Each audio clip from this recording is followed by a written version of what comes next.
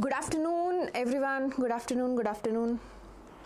Yes, let me just see if I'm live or not, and then we can proceed with our class. Okay. 1 second. So yes, we are live. How are you all? Good afternoon, everyone. I hope you had a break after Shomik sir's class, right? Okay, I can't see. Yes, okay. Hi, hello, elegant, I think, yeah. Hi, Lahari. Good afternoon, everyone. Good afternoon. Okay, so we have done our physics. We are done with our physics questions, right? So let's start with chemistry. Are you ready? Top 50 questions, right? So we're doing a revision kind of thing. So I'll try to incorporate all the concepts that you need for your tomorrow's exam, okay? Yes. Timings are not changed actually. Tomorrow also you will have physics first and then you will have your chemistry. Okay, so in the same way we are going, okay? And I hope you had your 1 hour break and you are prepared now. Yes. Okay. Where is my pen?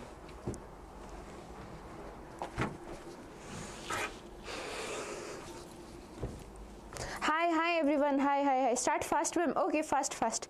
Okay. So the first question is, 1 second. Yes. So basically what I want you to do is analyze these concepts, okay? If you analyze these concepts, yes, these concepts will repeat in your KCET, yes, because questions will not get repeated, the concepts get repeated, okay? Yes, don't be scared. Please start answering. Good afternoon, Gagan. Good afternoon, everyone. Yes. Okay, so which of the following statement is not correct? So we are looking for incorrect statement. What we are looking for? We are looking for incorrect statement. Now see, increase in pressure. So what are we talking about? We are talking about solubility of gases in liquid. We are talking about solubility of gases in liquid. Now I know one thing, that solubility of gas in liquid is directly proportional to pressure, and inversely proportional to temperature. That means if you increase the temperature of the gas, it will not get soluble in liquid anymore. But if you increase the pressure, the gas will be soluble in liquid. Okay, so clear, yes. No, you have to tell me the incorrect option. Okay, yes, increase in pressure will increase the solubility. That is correct. Increase in pressure do increase the solubility of gas in liquid. At high pressure, the number of gas molecules per unit volume over solution increases. That is what? This is solubility per unit volume. The number of gaseous molecule per unit volume over solution, that is your solubility. Okay. So yes, when you increase the pressure, the more number of gas molecules will be in contact with the liquid. More number of gas molecules will be in contact with the liquid. So it does increase. Correct. Dynamic equilibrium exists between molecules in vapor and solution. That is also correct. There is an equilibrium existing between vapor and your solution. We have vapors, that means we have gas. Solution means we have gas plus liquid. There is an equilibrium existing between them, right? And there is an equilibrium existing between them. Yes. So which is the incorrect one? This one, because it is saying at high pressure solubility of gas gradually decreases until it reaches equilibrium state. So that is incorrect, because at high pressure the solubility increases. It does not decrease, it increases. Okay. So remember this, solubility of any gas is directly proportional to pressure and inversely proportional to temperature. If you increase the temperature, the solubility will decrease. If you increase the pressure, the solubility will increase. Okay. Which solubility? Solubility of gas in liquid. So your correct answer is option D, and I see, my dear kids, you all are answering D. Okay. Next question. A gas is dissolved in water at 2 bar pressure. The pressure is given to us. Okay, its mole fraction is also given. Mole fraction of water when the pressure of the gas is doubled at the same temperature is. So tell me what will be the mole fraction. Now listen. A gas is dissolved. We know a gas's partial pressure is directly proportional to the mole fraction of that gas, right? A gas's partial pressure is directly proportional to mole fraction of that gas. Okay. Which law is that? Can you tell me which law is that? Mole fraction of that gas. Okay. Now what is given here? We are given the mole fraction is 0.02 at 2 bar pressure. 0.02 at 2 bar pressure. Mole fraction of water is asked. The mole fraction of water is asked when you increase the pressure, when the pressure of the gas is doubled. So that means the new pressure is what? 2 times 2, right? The new pressure is double of the initial pressure. What will happen to the mole fraction? They are directly related. They are directly related. So in that case, what will happen? Mole fraction will also get doubled. Mole fraction will also get doubled. This is 0.04. Now, is this our answer? No, this is not. Why? Because we are asked the mole fraction of water. We are asked the mole fraction of water. And what we are looking for? This is your mole fraction of gas. This is the mole fraction of gas. So mole fraction of water will be 1 minus 0.04. 1 minus 0.04. And yes. Clear. So the answer is C. Yes, correct answer is option C. We know because partial pressure of any gas is directly proportional to the mole fraction of that gas. Mole fraction of that gas. Let me just see if any one of you replied.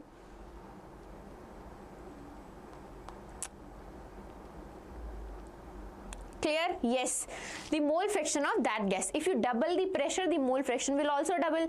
Now, this is the new mole fraction of gas. Now, what will be the mole fraction of water? 1 minus the mole fraction of gas, that is 0.96. 0.96, option C. Option C. Yes.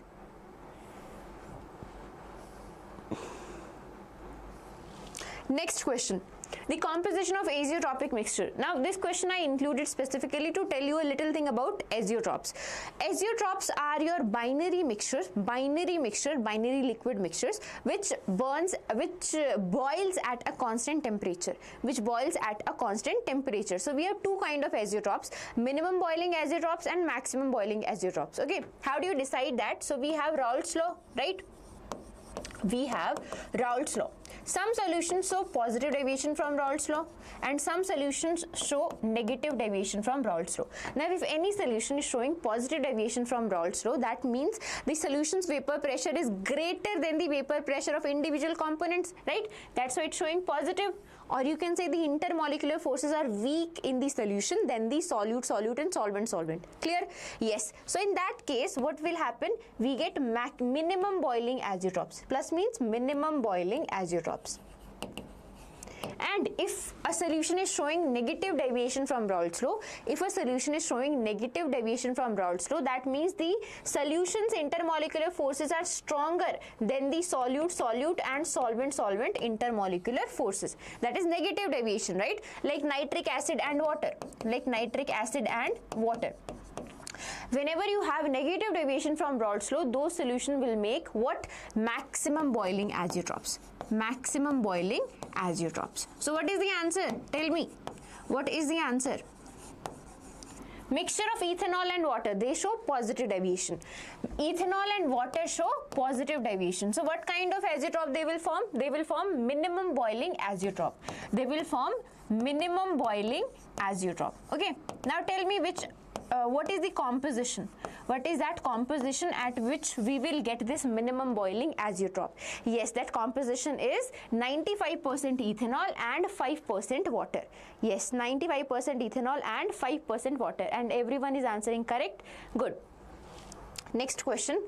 This solution of this, you have to tell the molar mass of the substance. Read the question once. So 5.25% solution of what substance is isotonic with 1.5%.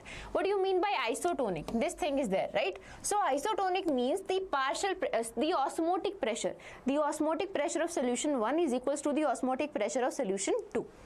Now what is osmotic pressure? C1 RT, C2 RT. Now these things get cancelled, RT will get cancelled. What will we have? C1 equals to C2. That means the concentration will be equal. Now in this case, what data we are given? We are given that one substance is 5.25% and the second substance, which is urea, is 1.5%. So how do you calculate the concentration? 5.25 by M We don't know the molecular mass. Now we can calculate the data in form of molarity or in form of molality. We can calculate this concentration can be molality or molarity depending on the data that is given to us, but we are making a solution, so basically we are talking about molarity here. Okay, now see, both the solutions are made in only one solvent, that is water, aqueous solution, right? So we can just ignore the solvent here. We can just ignore the solvent here. Yes, clear? So we'll just equate whatever value is given to us, 1.5 by 60. Okay, these are the number of moles. The amount of solution is same for both of them. The amount of solution is same for both of them. Okay, so M will be what? M will be 210 grams. M will be 210 grams. Okay, so very easy. Isotonic solution. Isotonic means the osmotic pressure is same, and if osmotic pressure is same, then that means concentration of first solution is equals to concentration of second solution. How do you calculate concentration? You have either molality or you have molality. Molarity or molality. Okay, so in this case, since both are solutions, both solutions are made in water only, what we will do? We will ignore the solution because the solution amount is same for both of them. We just equate the number of moles. In this case, number of moles will be 5.25 by M, and this 1.5 by 60. This is for urea, this is for that substance. So that means that substance molecular mass is 210 gram. Okay.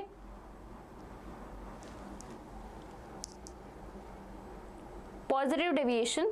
Yes, in positive deviation, the solute-solvent molecule interaction is less. Yes, that's why they are showing positive deviation. Yes, only giving when you give little force to them, they will turn into vapors. That's positive deviation. Okay, that means the vapor pressure of the solution, resulting solution, is greater than the vapor pressure of solute-solute and solvent-solvent.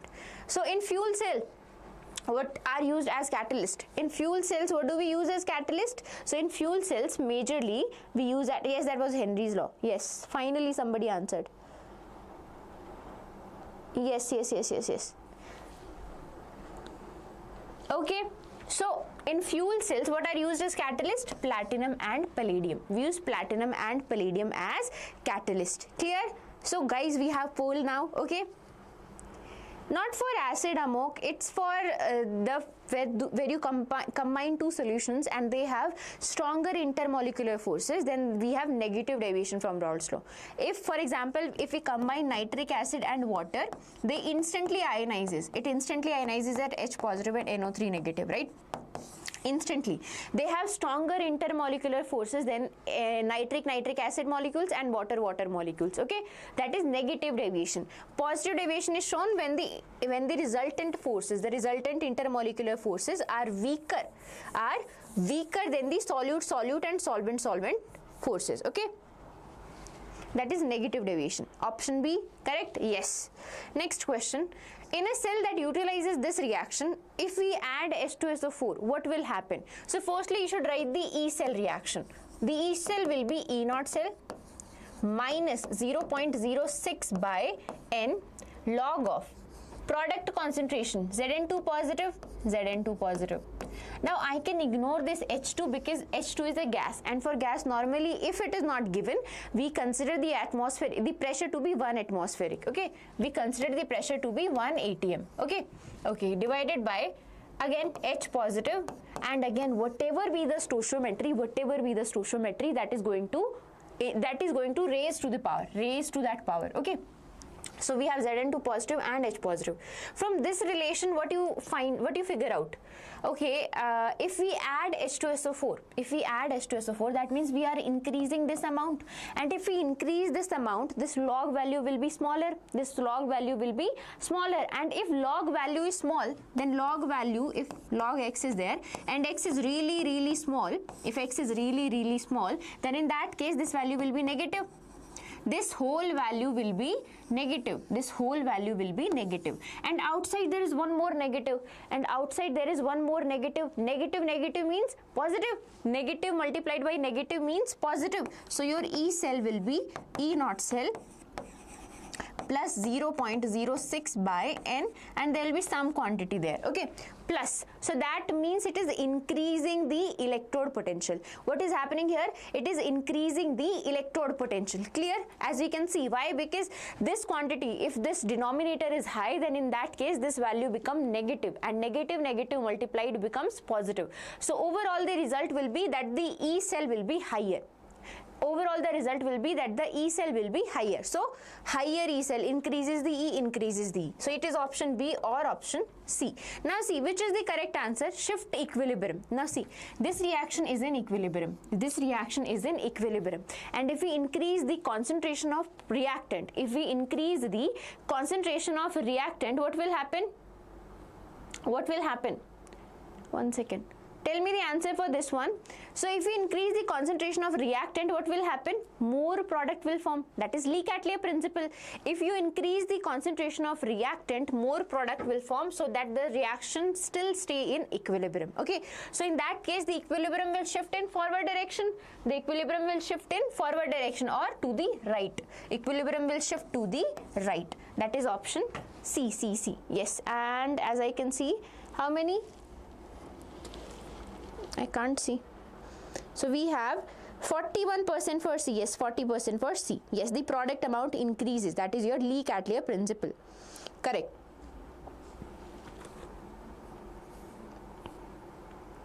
Yes, it will increase. Shift to the right. Okay. Next question. Specific conductance is given. You have to calculate the molar conductance. So firstly, you should have an idea about specific conductance. Specific conductance and molar conductance are related in this way. Molar conductance is equal to specific conductance, molar conductance is equal to specific conductance times 1000 by molarity. If molar conductance is there, you use the term molarity. Okay.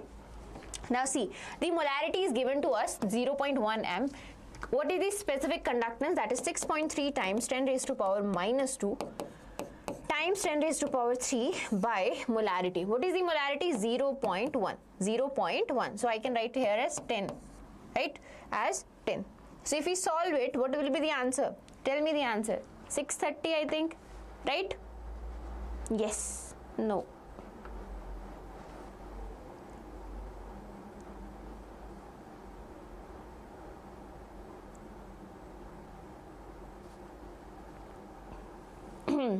So the answer will be 630. Okay. 4 minus 2, 630, right? Yes, 630. Firstly, you should have an idea about the relationship between specific conductance and molar conductance. Molar conductance is equals to specific conductance times 1000 upon molarity. What is equivalent conductance? Equivalent conductance is equal to specific conductance times 1000 upon normality. Okay, what is specific conductance? Specific conductance is 1 by resistivity. 1 by resistivity. What is resistivity? RL by A, RA by L. RA by L. Okay.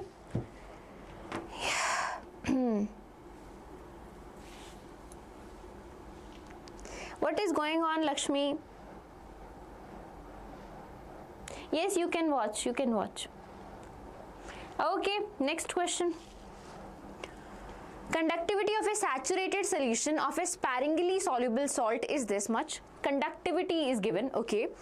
Solubility of the salt AB at 298 Kelvin is. So we are given the molar conductance at infinite dilution and we are given the conductivity. The conductivity is 1.85 times 10 raised to power minus 5 and the molar conductance at infinite dilution. This means infinite dilution is 140 times 10 raised to power minus 4. 140 times 10 raised to power minus 4. So firstly we need to calculate what? We need to calculate the solubility product. What is solubility product? If you are talking about a sparingly soluble salt AB, in that case it dissociates as A positive and B negative. Some part will be present as ions, some part will be present as undissociated form. Okay, now let's say the solubility is S for this and S for this, then the solubility product will be equal to the product of the concentration of the product of the concentration of products. Okay, so it will be S times S, which is S square. Okay, so if we know this S, if we know this S, we can calculate the solubility product. If we know this S, we can calculate the solubility product. Can we? Yes, right?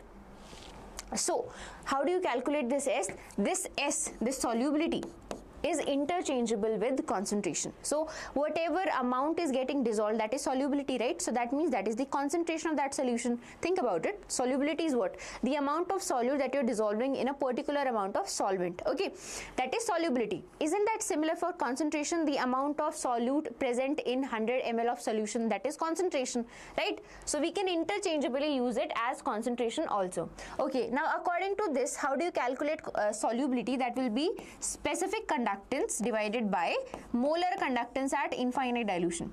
Specific conductance divided by molar conductance at infinite dilution. Who is spamming? I don't do that. One second. Just give me 1 second.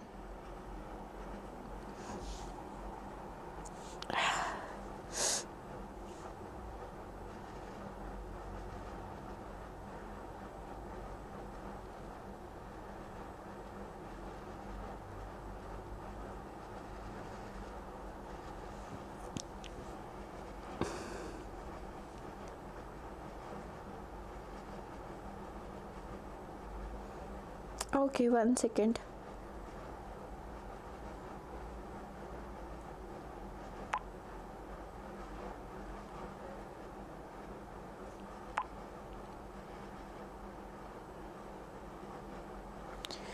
Stop spamming. Yes, please don't spam. Yes, notes PDF is there in the WhatsApp channel.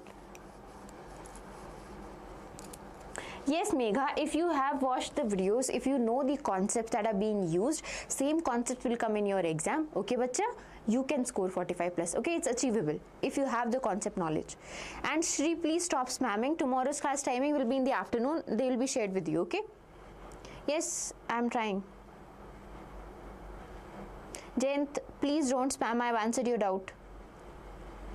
Megha also, same question you guys are asking. Okay, so again, if you have the conceptual knowledge, the concept that are being used here, if you know those concepts, trust me, you are going to solve those questions in your exam. Okay, clear? And please don't spam. Please don't spam. Clear? Okay, now see, this solubility will be specific conductance, the conductivity divided by your molar conductance at infinite dilution. That is what? 1.85 times 10 raised to power minus 5 by 140 times 10 raised to power minus 4. Okay, if you calculate the S from here and then take a square root, then take a square of this value and then take a square of this value, you will get your KSP. And what is the answer? Tell me, everyone, what should be the answer?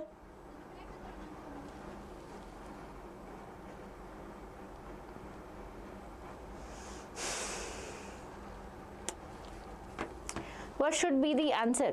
The answer is 1.32 times 1.3 square, 1.74.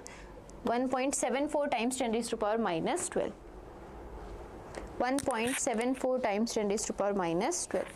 Sound is not coming clear, huh? 1 second.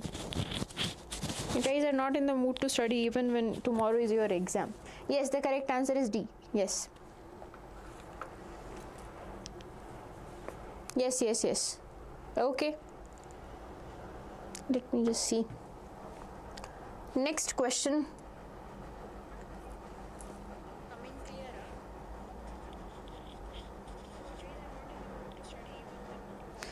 Class is, nah, sound is clear. You guys are just saying that. Okay, next question. The mass of the glucose that should be dissolved in 50 gram of water in order to produce the same lowering of vapor pressure as is produced by dissolving 1 gram of urea. So we know relative lowering of vapor pressure is directly proportional to the number of moles of solute. Yes. is directly proportional to the mole fraction of solute. Is directly proportional to the mole fraction of solute. Now, see, the same relative lowering of vapor pressure is happening. That means the mole fraction should be same, right? So, mass of glucose we don't know, okay, in 50 gram of water, same. 50 gram of water, and it is also the same quantity of water, that means 50 gram of water. Okay, what is mole fraction? Number of moles of that compound divided by total number of moles, same. Okay, number of moles means given amount, the amount we don't know, by molecular mass. For glucose it's 180, right, times, okay, number of moles, total number of moles. Total number of moles, normally whenever we are dealing with these kind of questions, we do not take the total, we take the number of moles of solvent only. We take the number of moles of solvent only. So the number of moles of solvent are what? Same, right, because 50 gram is there, 50 gram is there, and 18 is the molecular mass. Same for this one and same for the other one. Same number of moles of solute will be present in both these solutions. Why? Because same quantity of water we are using. Same quantity of water is being used. Okay, so this is one. Okay, this should be equal to what? This should be equal to, on the right hand side, what do we have on the right hand side? We have the amount of urea. How much amount we added? By dissolving 1 gram of urea, and the molecular mass is 60. So this is the number of moles of urea, and the number of moles of solvent is same. The number of moles of solvent is same. Okay, so if you calculate it, X will be 3 gram. X will be 3 gram. And I see how many of you answered B. Yes, majority of you have answered B only. Okay, so Joe, you can remember, for you don't have to actually remember, you can, if you know the formula, you can calculate. Remember, for urea, what is urea? NH2 CO, NH2, so it has a molecular mass of 60. Similarly, glucose, C6H12O6, C6H12O6, right, that has a molecular mass of 180. Rest, if you know the formula, you can calculate the molecular masses. Okay, okay, next question. A first order reaction is half completed in 45 minutes. That means for this first order reaction, T half is 45 minutes. Okay, how long does it need 99.9% of that reaction to complete it? Very simple relation. 99.9% of any reaction is completed 10 times faster than the half-life. So half-life, whatever time is taken to complete the half of that reaction, 10 times of that. 10 times of that gives you the 99.9%. 99.9%. Okay, so yes, if you calculate it, the answer will be what? 10 times of 45, which is 450, and the answer is in hours, so we'll convert it into hours, which will be 60. 7.5 hours. 7.5 hours. And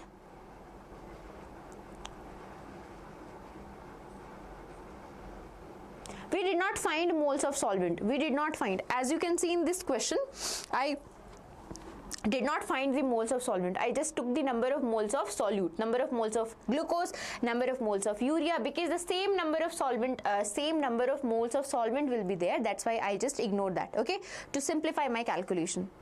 Okay, yes. My God. Yes, D. Yes, D. Next question. Which one of the following complexes is an outer orbital complex? Outer orbital complex are formed by weak filled ligand. Weak filled ligand and strong filled ligand. So weak filled ligand forms outer orbital complex because they cannot do pairing. They cannot do pairing. No pairing. While your strong filled ligand do pairing, and because of that they form low spin complex, or inner orbital complex, or they form inner orbital complex. Similarly, your weak filled ligand, as they do not do pairing, what they do, they form high spin complex. They form high spin complex, or you can say outer orbital complex. Outer orbital complex. Clear? Now tell me, these two are there, right? These two are your strong filled ligand, CN and CN. CN is your strong filled ligand. So obviously it will form inner orbital complex. You don't have to check here. Okay, so it could be either option A or option D. So check for option A. CO3 positive, CO3 positive. Cobalt means 3d7 4s2. 3d7 4s2 plus 3 means it lost 3 electrons, that is 3d6. Listen for nickel. Nickel is 3d8, right? Nickel 2 positive, that is 3d8. Okay, 3d6 and 3d8. Okay, where is the possibility of forming a, as I've told you, one more thing I've told you in the yesterday's live, if you listen carefully, one thing I told you, that you have N donors and O donors. You have O donors and you have N donors. So there is specific criteria for them. If metal is in +3 oxidation state, and which metal we are talking about? We are talking about 3 metals: manganese 3 positive, iron 3 positive, and cobalt 3 positive. Okay, now what about that, ma'am? So what about that is that if you have an oxygen donor, if the ligand is an oxygen donor, so in that case, for these two metal ion, it will behave as a weak filled ligand. But for cobalt, it will behave as a strong filled ligand. That means in that case, we will get pairing. And in this case, we will not get pairing. Okay. If you have N donor, in case of N donor will only behave weak filled ligand with manganese only. It will behave as weak filled ligand for in case of manganese only. For iron and cobalt, it will behave as strong filled ligand. That is the exception. So here you see, cobalt is in +3 oxidation state. We have a nitrogen donor. So it will behave as a strong filled ligand. That means pairing will happen. And if pairing will happen, what will happen in that case? Inner orbital complex will form. Okay, so that means this is our correct answer, because in this case no pairing will happen, because it is in +2. Nickel is in +2 oxidation state, and ammonia is a weak filled ligand.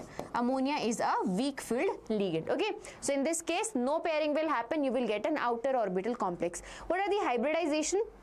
Listen, you have two hybridization. You have D2sp3 and you have sp3d2. Both are octahedral complexes.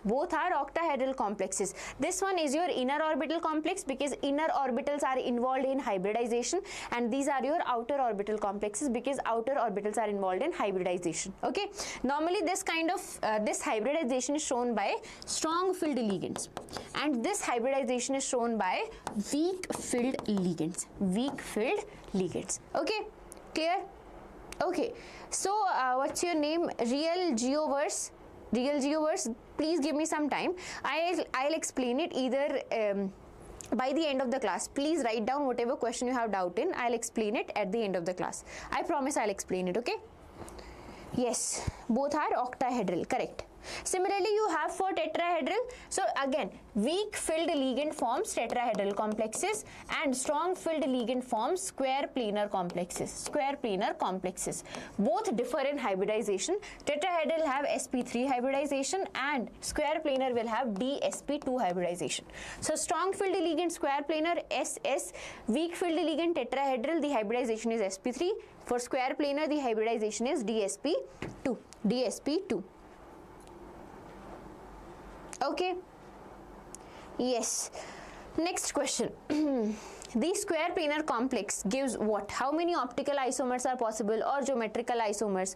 So firstly, if it is square planar, so you should know square planar means, you can have this as an idea. This is square planar. So if somehow this is a square, this is square planar. At the corners 1, 2, 3, 4 ligands are there, and at the center we have a metal atom. Okay, so in square planar you have a plane of symmetry. There is a plane of symmetry. If I cut it from half, there will be the upper and the lower plane will be identical. So they have a plane of symmetry. That's why they do not show no optical isomerism. So only geometrical isomerism is possible. And how many geometrical isomers? Are there? Very easy. We have 3 geometrical isomers. We have 3 geometrical isomers. So 3 geometrical, that means 1 trans and 2 cis. 1 trans and 2 cis. Okay. 1 trans and 2 cis.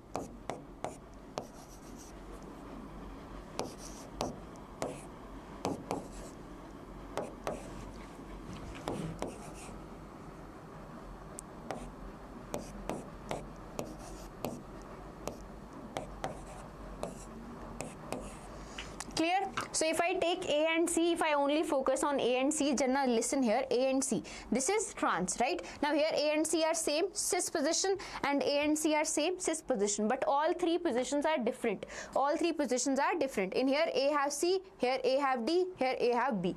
So three geometrical isomers in which two cis and one trans. Two cis and one trans is possible. Okay, as I see all of you are answering D only. Okay, yes, one trans and two. Yes, one trans and two cis. Next question. The correct order for wavelength of light absorbed in the following complex ion. So listen, we are given here three ligands. Three ligands are given to us, NH3, Cl and Cn. So I know that Cl is the weak filled ligand. And when you go this side, Cl to NH3 to Cn, the crystal field splitting energy increases. The crystal field splitting energy increases. If the crystal field splitting energy increases, that means what happens? Okay, now listen carefully. Okay, so whenever volume up, okay, I'll try. So whenever what happens, bacha, whenever crystal field splitting energy is increasing, this is energy, right? So if energy increase, what happens to the wavelength? The wavelength decreases, right? Because energy and wavelength are inversely related. So if energy increase, the wavelength will decrease. And if the wavelength decrease, we are asked the order of wavelength of light absorbed. So among these, Cl to NH3 to Cn, as the crystal field splitting energy is increasing, that means the wavelength is decreasing.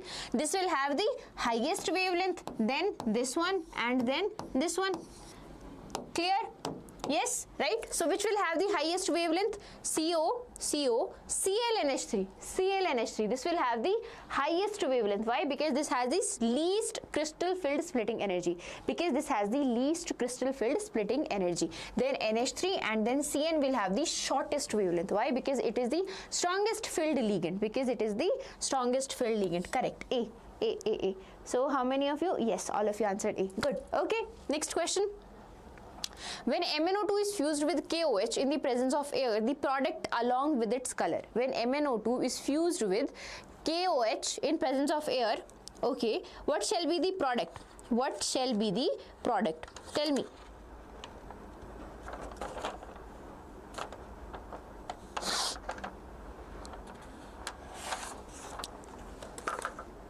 One second.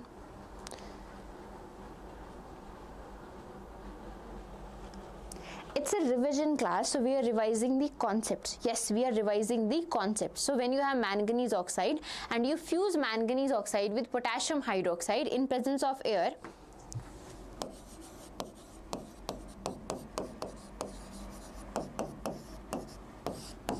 what will we get? We will get green colored manganate, green colored potassium manganate.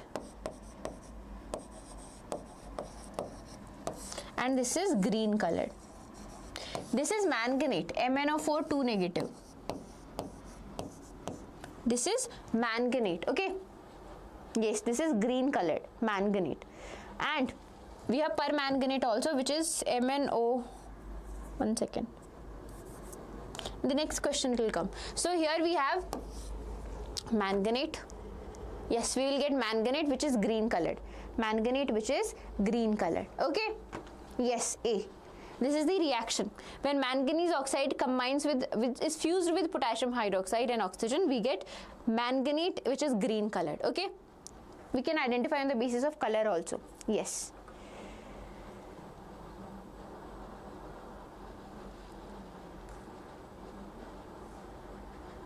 Next question, answer till then.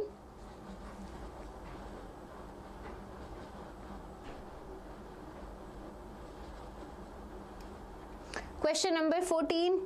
Okay. Ma'am, I am done with theory, but I'm not able to do good in mocks. What to do? Practice questions.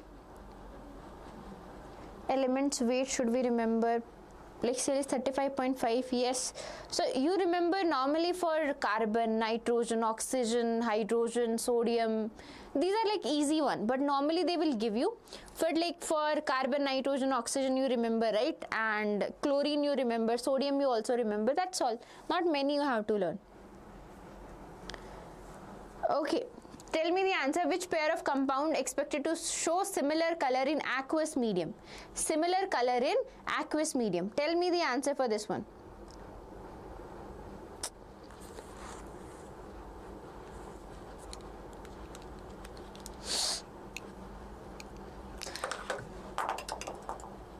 We have Fe2 positive, Cu2 positive. Cu2 positive, V4 positive, right? Plus 2 to 4. 4 positive, again plus 2. Okay, manganese again plus 2. Iron is also plus 2. Okay, which should have the similar color? Similar color.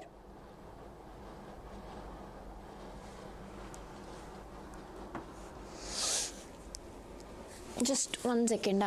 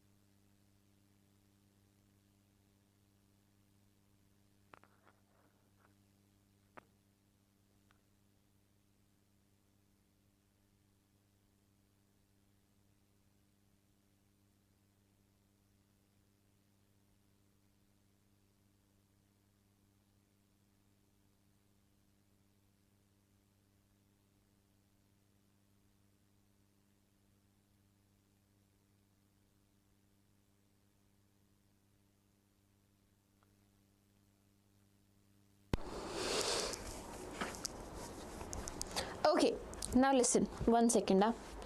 Yes, I'm not doing cheating. Okay, I'm not audible, I know, because the sound was mute. Now listen, color is maybe of concern for you guys, so listen. Fe plus 2, V plus 4, copper plus 2, manganese plus 2. This is pink colored, this is blue color. Iron, normally it is green color. Yes, it is green color, and this is also pale blue color. So remember these colors.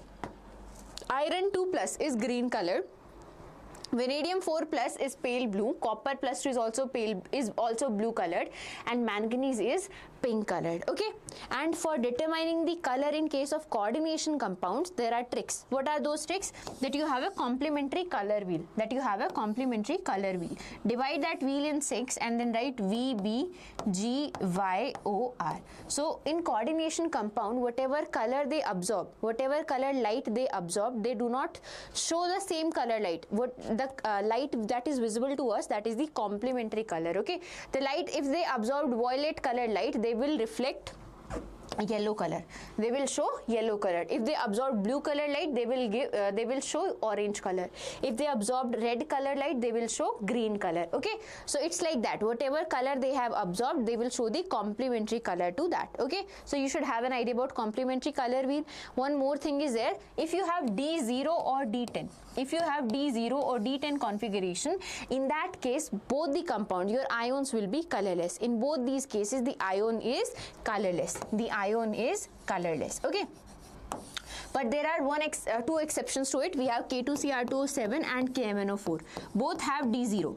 K2Cr2O7 and KMnO4 both have D0, but they are colored. They are still colored. Why they are colored? Because of color transition. Charge transfer. Because of charge transfer, they are colored. Okay, they're supposed to be colorless because they have D0, but they are colored because of charge transfer. Okay, that is one thing.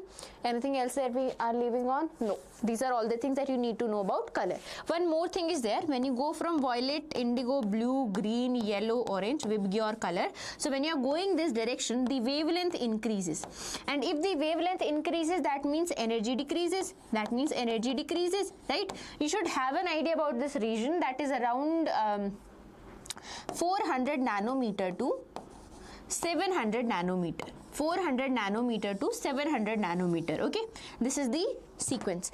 When you're going from violet to red, the wavelength increases. Okay, that means the energy decreases, and the violet color wavelength is 400 nanometer, red is around 700 nanometer. Okay, yes, these concepts will come in exam, that's why I'm telling you. Okay, ma'am, can't we do it like some unpaired electron, so same color? There are a multiple way to do these things. Okay, whatever works for you, use that. Yes, these concepts will come in your exam. Ammonium dichromate, again it is used in fireworks. What is ammonium dichromate? This is ammonium dichromate, NH4 twice Cr2O7. It decomposes at nitrogen, chromium or chromic oxide. This is chromic oxide.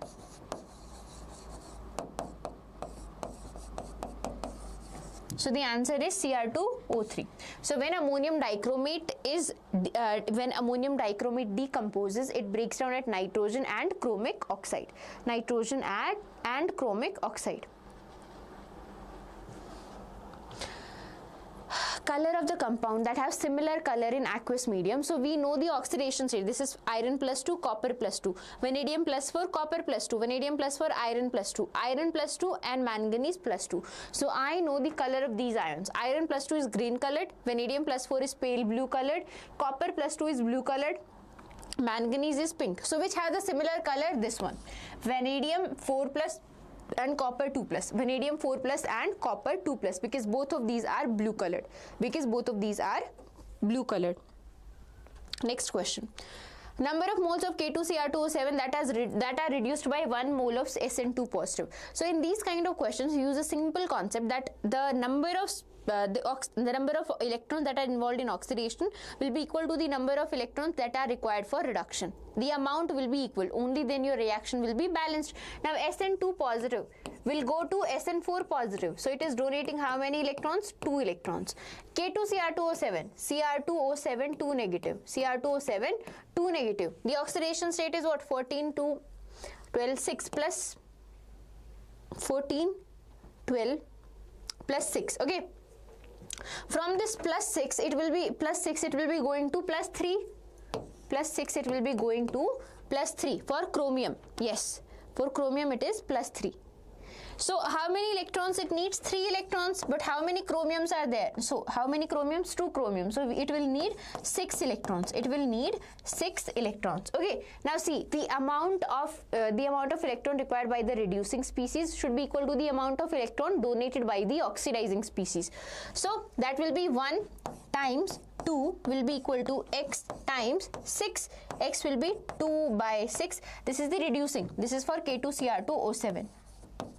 And this is for your tin, that is 2 by 6, and x will be 1 by 3. 1 by 3.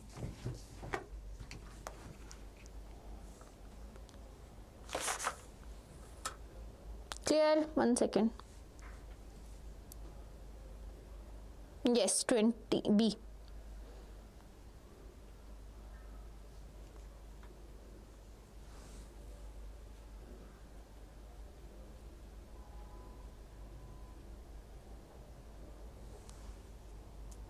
Okay. Next question.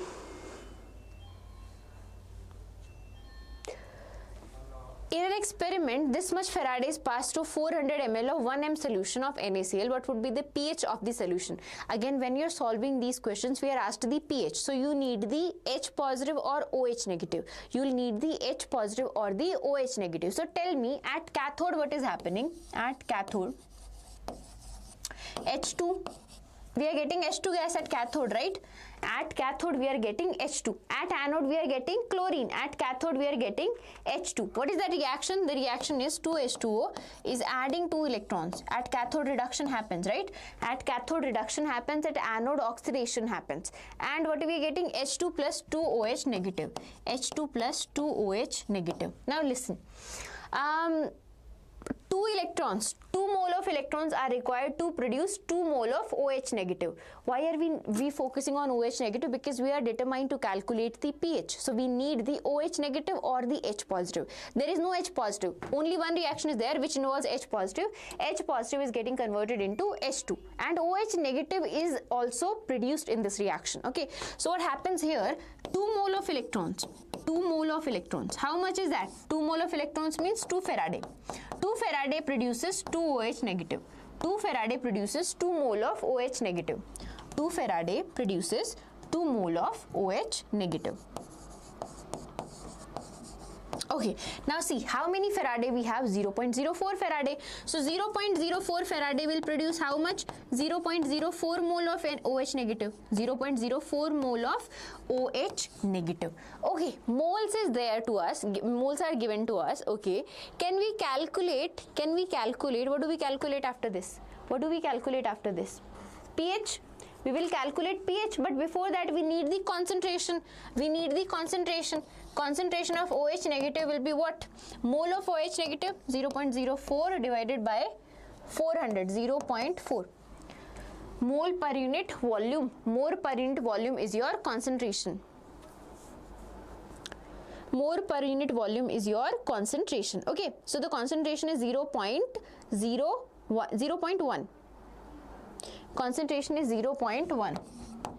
Okay, pH will be what? We don't know the pH, we know POH. What is POH? Negative logarithm of OH negative. That is 1. Okay, POH is 1. What will be pH? pH is 14 minus POH. pH is 14 minus POH. That means it is 13. The correct answer is 13. Okay, next question. On passing 10 ampere of current for 50 minutes, this much gram of metal is deposited. This question is for the calculation of equivalent weight. Now we know weight deposited is equal to ZIT. But there is no equivalent weight here. Equivalent weight is coming from this electrochemical equivalent. What is electrochemical equivalent? It is equals to the equivalent weight divided by Faraday. So I just substitute this value here. W will be equivalent weight by Faraday times I times T. What is the equivalent weight? I don't know. I have to calculate. What is the weight deposited? That is 2.4 gram. 2.4 gram. Okay. Equivalent weight by 96500. I and T. I is 10 ampere. Okay. Time is 50 minutes. So 50 minutes, convert them into second. Equivalent weight will be equal to what? Equivalent weight will be equal to 7.72. 7.72. Yes, the correct answer is option B. Yes, there is, yes, option B.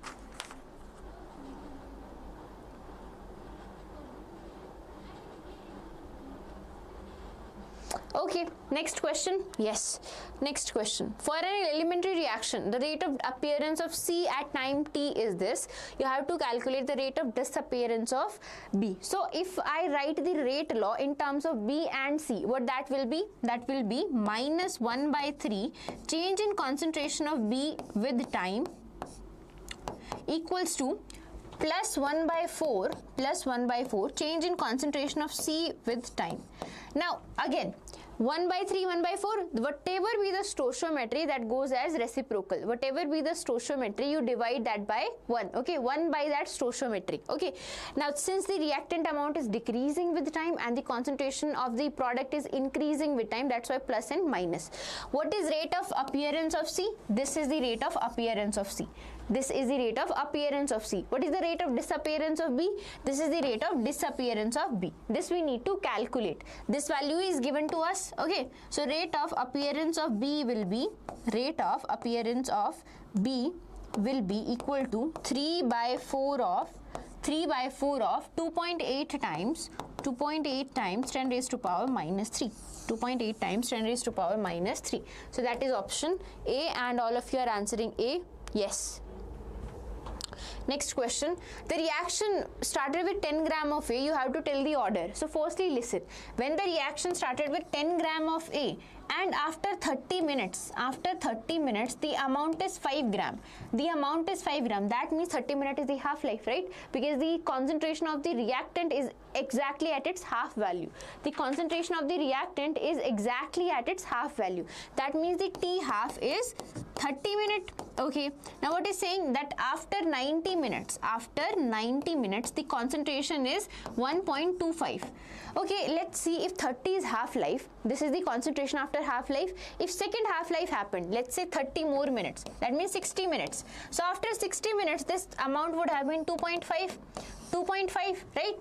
And again, one more half-life, 30 minutes, one more half-life. So if I spent one more half-life to 90 minutes, right, 90 minutes, this concentration would be 2.5 ka half is 1.25. It would be 1.25 gram, right? So that means what is the order of reaction?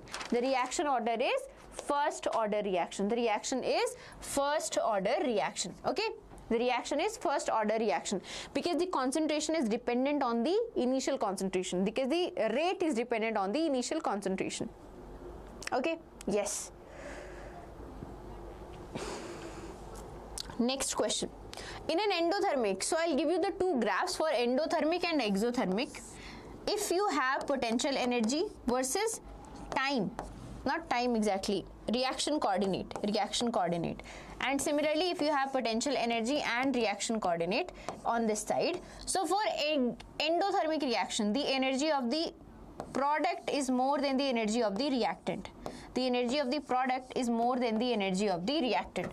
This is for endothermic. This is the plot for endothermic reaction. For exothermic, again, the product will have lesser energy compared to the reactant. The product will have a lesser energy compared to the reactant. Now, this is the activation energy. So, for forward reaction, how much activation energy is required? This much. For backward reaction, if I want the reaction to go in the backward direction, how much activation energy is required? This much. Okay. So as you can see, for an endothermic reaction, the activation energy for forward reaction is more. This is this much and this is this much only. The backward reaction energy is this much. The forward reaction energy is this much, right? So obviously the activation energy for forward reaction is more than that for backward reaction, Yes, the correct answer is option B. Yes, good.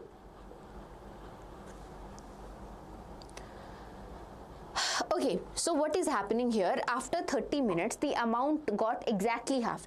Whatever the initial amount of reactant was, it exactly got in half. That is 5 gram. Again, after 90 minutes, it got 1.25. So I know that if it got in half, that means 30 minutes is the half-life. Okay. Now see, if next half-life, if I start from here, after next 30 minutes, this amount should get half, right? That is 2.5, okay? And if I do one more half-life, which is 90 minutes, if I do one more half-life from this concentration, 2.5, that means next 30 minutes, the concentration will get half. And what is the half of 2.5? 1.25. As I can see, the reaction is directly related. The half-life and the initial concentrations are directly proportional or related. That means it is a first-order reaction. If you see this kind of relation, that after each half-life, half the concentration is getting decreased, right? So that is normally the sequence for your first order reaction. This sequence follows for your first order reaction.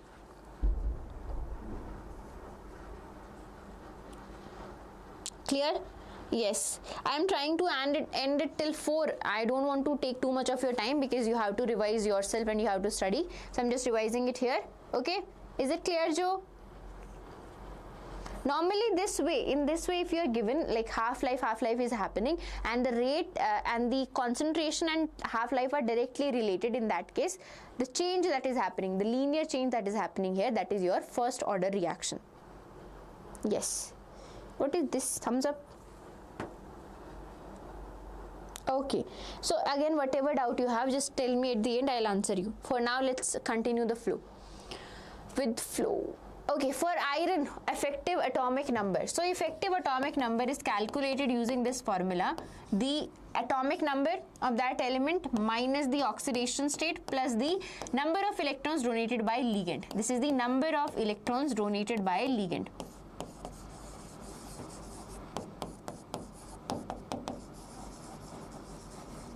X is the oxidation state. Okay, Z is 26 minus, what is the oxidation state?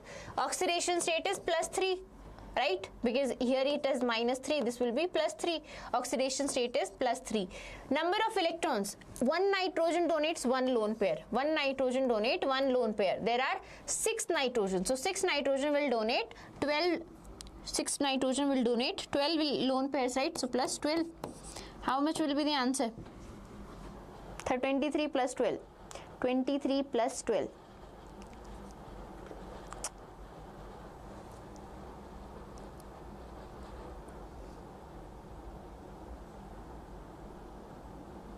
Yes, 30.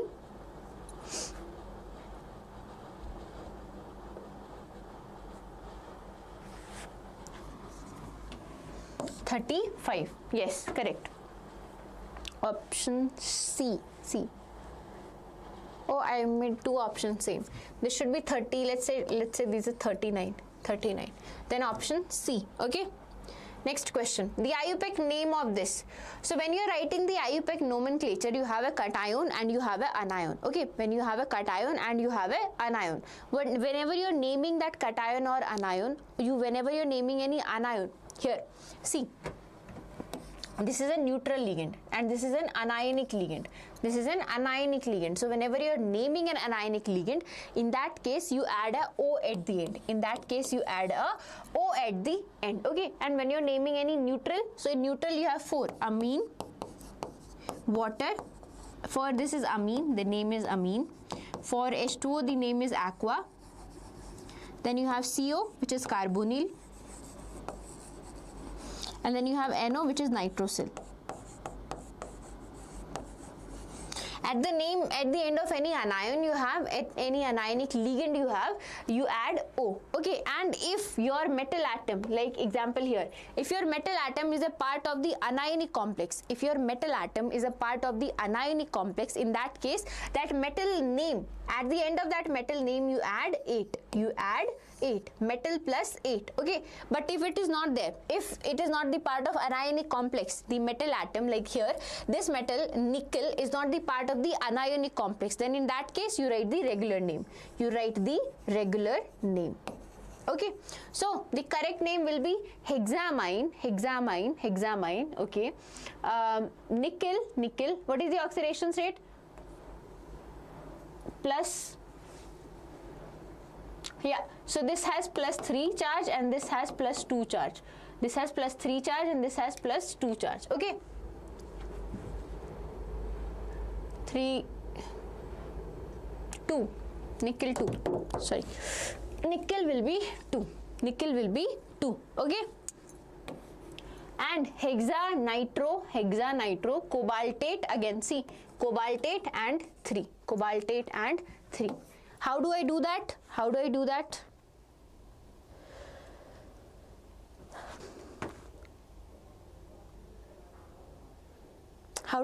So simple, the valency thing is there. 3 is there and 2 is there. That means this is the charge of this complex and 2 will be the charge of this complex. That's how I did it. Cross multiplication. Okay. Yes, so the correct answer is option A, and all of you answered option A, which is good. Okay. Yes, that's what I told you. Oxidation 2 I calculated like this. Whatever valency was written here, this means this 3 came from like this. This cobalt, CONO26, this has a valency of 2, and this has a valency, this has a valency of 3, and this has a valency of 2, and I cross multiplied it, right?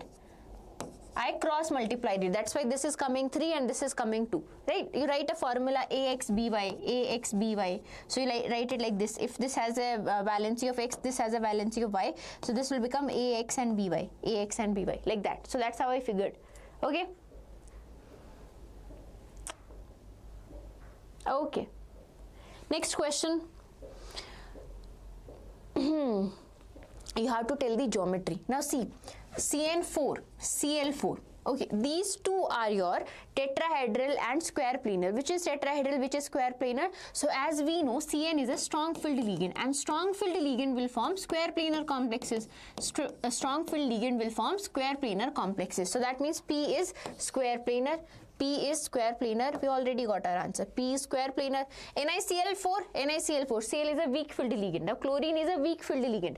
Weak filled ligand forms tetrahedral. So this will be tetrahedral. Now here, ene 6. Ene means the density is 2. So that means the coordination number is 6. If coordination number is 6, that means octahedral. Now FeCO5 will be trigonal bipyramidal. Trigonal bipyramidal means coordination number is 5. The coordination number is 5. Okay. So remember this, strong filled ligand will form square planar complexes. Weak filled ligand will form tetrahedral complexes. Okay. And when you have normally a coordination number of 6, there will be octahedral complex only. So the correct answer is option 2, and all of you are answering correctly. The rate of the reaction is initial concentration. At the initial concentration is 9 times the rate of the initial concentration. Okay, tell me the order of the reaction. Again, order is being asked, simple. At the initial concentration of this is 9 times the rate at another initial concentration of this. So in that case, 9 times the rate, you have initial rate which is equals to K times 1.2 times 10 raised to power minus 3, and 9 times of that rate at the initial concentration of what? 3.24 times 10 raised to power minus 2. Clear? You have to tell the order. I don't know the order. I'll write n here. Okay. So if I just divide these two,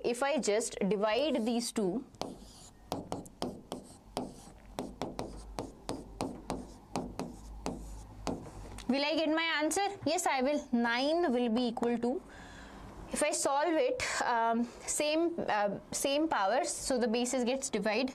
If I divide it, it will come out to be 2.727.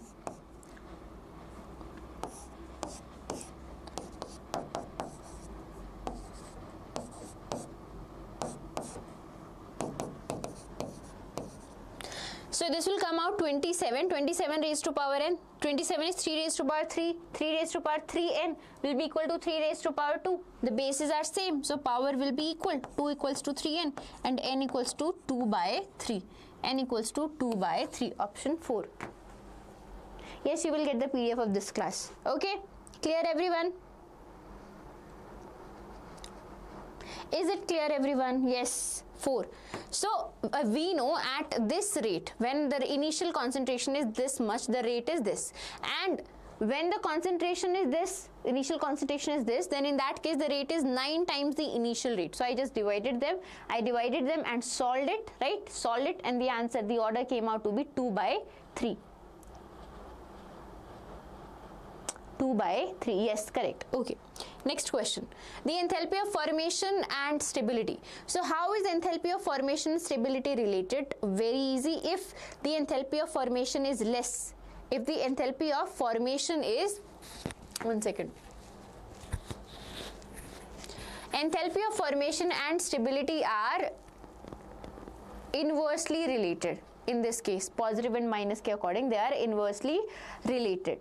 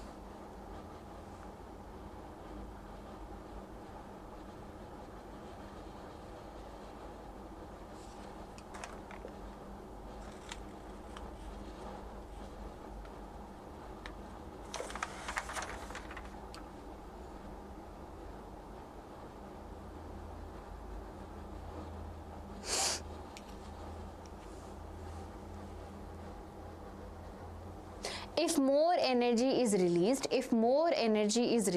so that means the compound is extremely stable.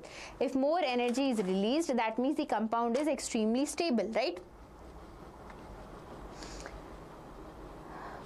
If more energy is released, that means the compound is more stable. Instability means less energy, right? So if more energy is released, that means the compound is stable. That compound is stable. In which case, most energy is released. This much. Exothermic, highly exothermic. So that will be A. Okay, and least will be this much. In this case, you are giving energy. Plus means exothermic, right? When change in enthalpy is negative, that means the reaction is exothermic. And when change in enthalpy is positive, that means the reaction is endothermic. That means the reaction is endothermic. Okay, so again, this is highly endothermic. So that means highly unstable. Highly unstable. Option 4. Okay, yes.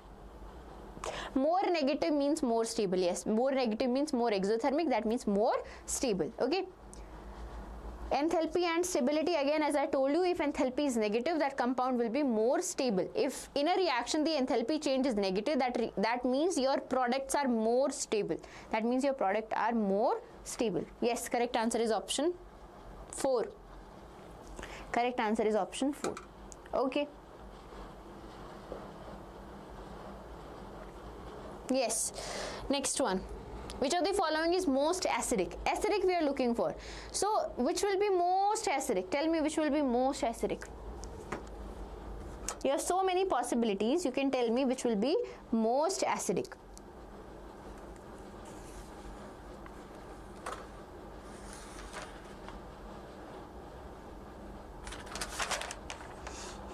How many questions are there? Most acidic.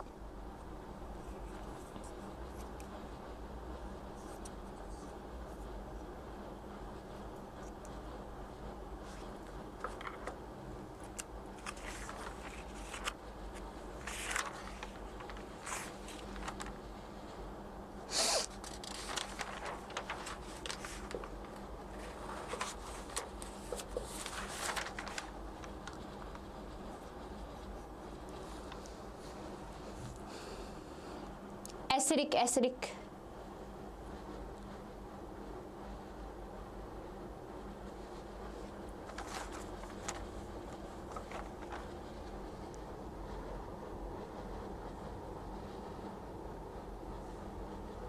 Yes, 3 will be most acidic. Why will it be most acidic? Because in this case, see, at meta position, this CHO group will not work. At meta position, this CHO group is not electron withdrawing, because as we know, when we doing the reaction with any electron withdrawing group, when we have the electron withdrawing group at meta position, what happens in that case? Sorry, when we are treating any electron withdrawing group substituted benzene, let's say this is here. So if we do reaction with this, the product will form at meta position. Why? Because it does not have effect on meta position. It does not decrease the electron density at meta position. Okay, so if it is at meta position, in that case there will not be any electron withdrawing effect. That means the acidity will be, it will not increase the acidity will be less. Now among these two we have 1 and 3. Now in between 1 and 3, here we have steric hindrance and hydrogen bonding. Here we have steric hindrance and hydrogen bonding. Because of both of these factors, it will not be acidic. It will not be losing that proton. But here it is at para position. If it is at para position, what will happen? If it is at para position, then in that case, this electron withdrawing group will withdraw the electron density from the OH bond, and this bond will become weaker, and this H positive will be easily abstracted by any base. This H positive will be easily abstracted by any base. Okay, so that is your answer, option 3. Okay.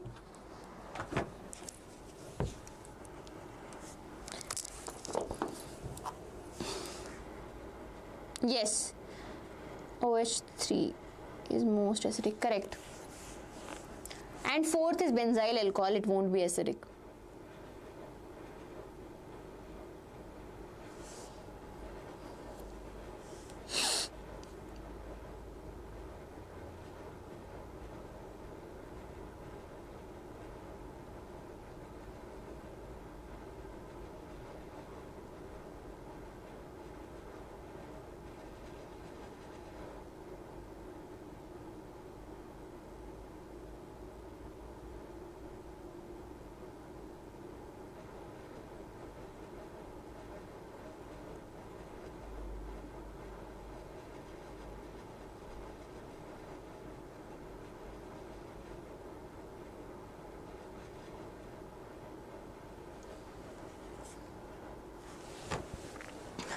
give me 2 minutes time. Till then you answer this question.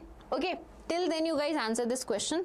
I'll be back in 2 minutes. Okay, please answer this question.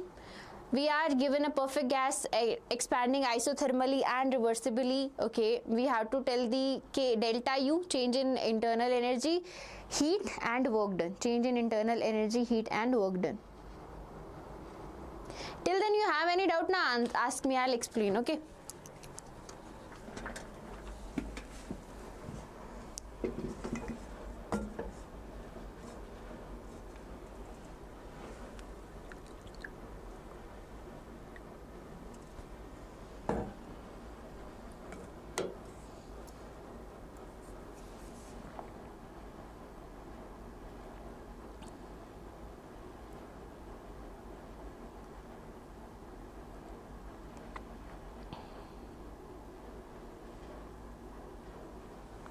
How to know which compound is electron withdrawing group? So you must have an idea till now actually that you have COOH, CHO, NO2, and normally halogens are also there. These kind of groups are your electron withdrawing groups. They are your electron withdrawing group. And then some are electron donating. Example can be your alkyl group. Okay, or your OCH3 is also electron donating. Okay, similarly aniline, NH2 amine is also electron donating. And what else is there? Yeah, these are your electron donating. OH is also electron donating. It comes in electron donating. Yes, I am completing first. You answer now. None of you answered this question and you are blaming me that I am taking your time. I gave you time to solve this question now. Ma'am, please complete fastly. We have to revise. Nandini, revise. I know, bacha, you have to revise, but answer this question. None of you answered this question. Bapre. No one of you answered this question.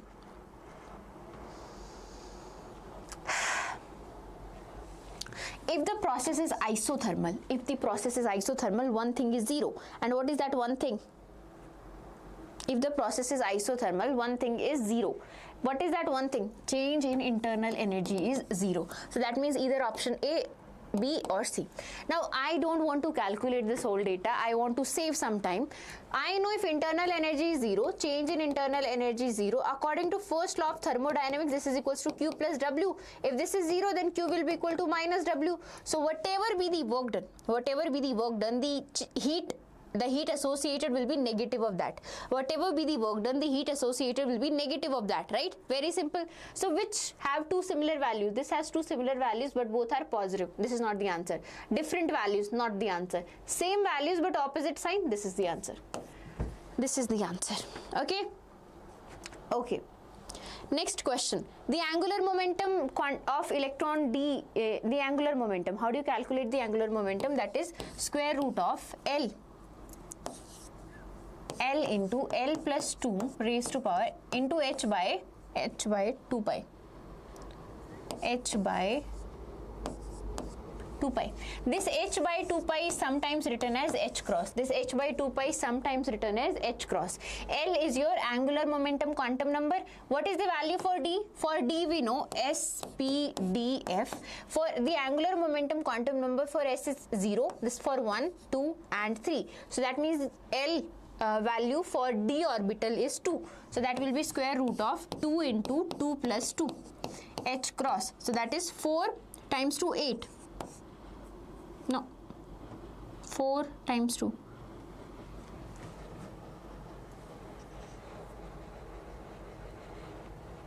It is L into L plus 2. Should be root 6 H actually.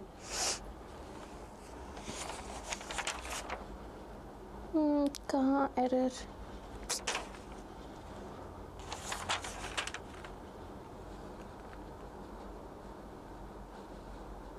Oh, L into L plus 1. Okay. I don't know. I remember it L plus 2. Plus 1. Then in that case, it will be 3 times 2 square root of 6 H cross. Yes, that is correct. Square root of 6 H cross. Okay. H cross is nothing but H by 2 pi. You substitute H by 2 pi as H cross. Okay. And the value of angular momentum quantum number for SPDF is 0, 1, 2 and 3. 0, 1, 2 and 3. Okay. Yes. Correct. I forgot the plus 1. Instead, I used plus 2. Okay, next question. Good, good, good, Vijay. Good, everyone, you remember it. Calculate the how much sulfur. How much sulfur?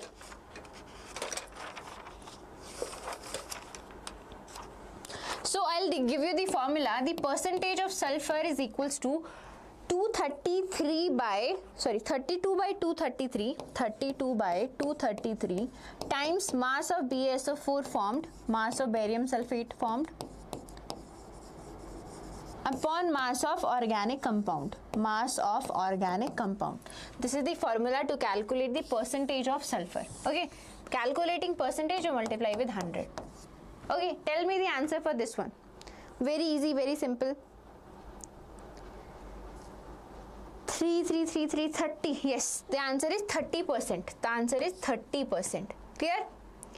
The answer will be 30%. Not 20%, it is 30%. That is option D.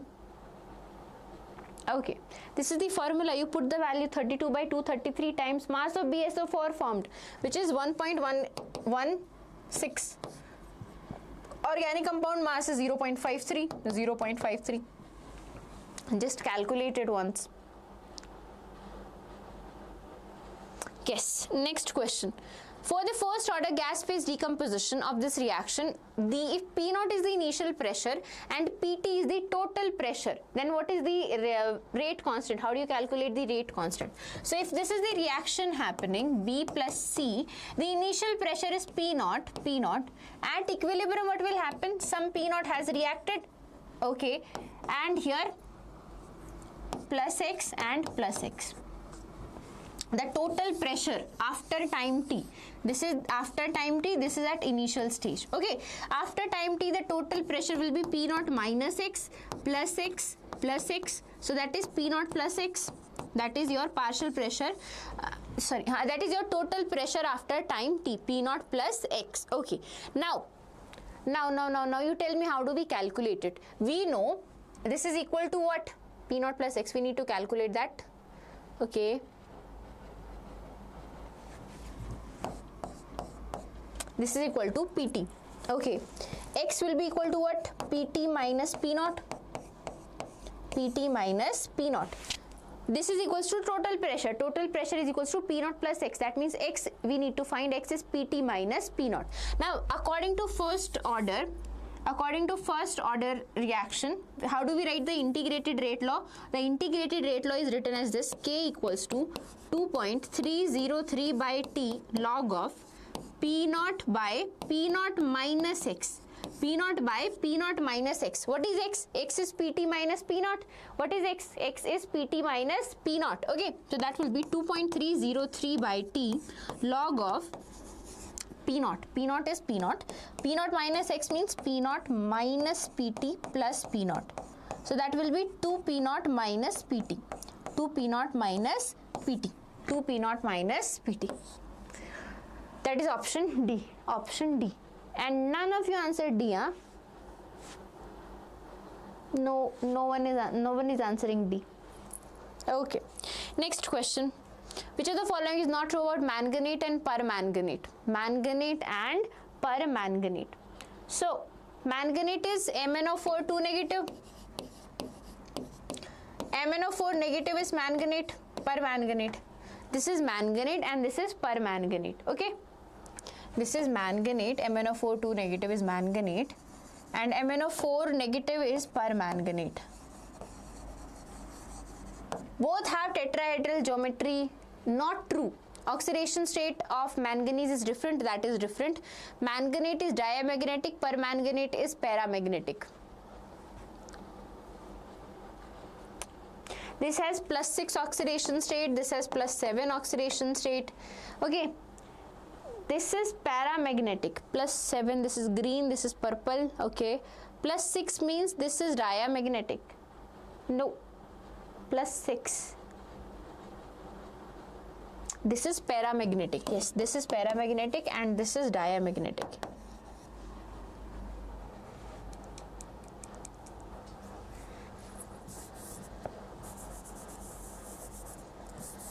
One second.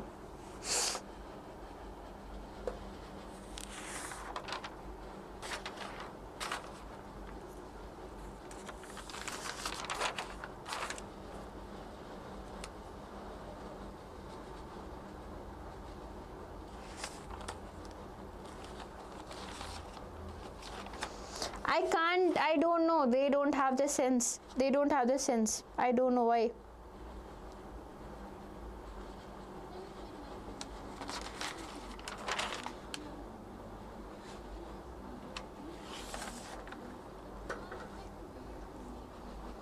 Yes.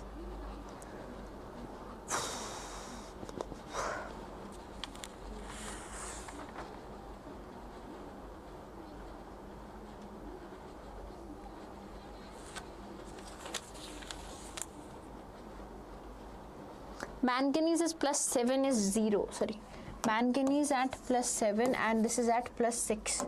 +6 means D1 and this is D0. D0 means this is diamagnetic and this is paramagnetic. Okay, so this is incorrect. Next question. 10 gram of marble. So I'll write the reaction, you calculate. Calcium carbonate when treated with HCl, it gives carbon dioxide plus H2O.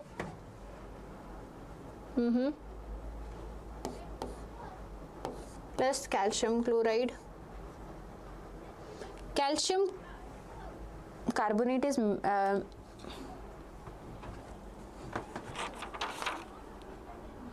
calcium chloride H2O plus CO2. Yes, calcium chloride plus H2O plus Cl2. You have to calculate the excess of when the reaction was complete. 120 centimeter cube of carbon dioxide was obtained at STP. You have to calculate the percentage of calcium carbonate that is present in this 10 gram of marble. This is the reaction that is happening. Okay, this is the reaction that is happening. You just have to calculate the percentage of calcium carbonate.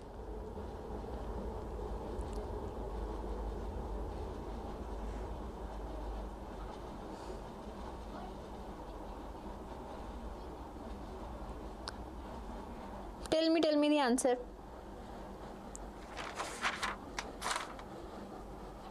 So 1 mole of CaCO3 produces how many? 1 mole of CaCl2. Sorry, 1 mole of carbon dioxide.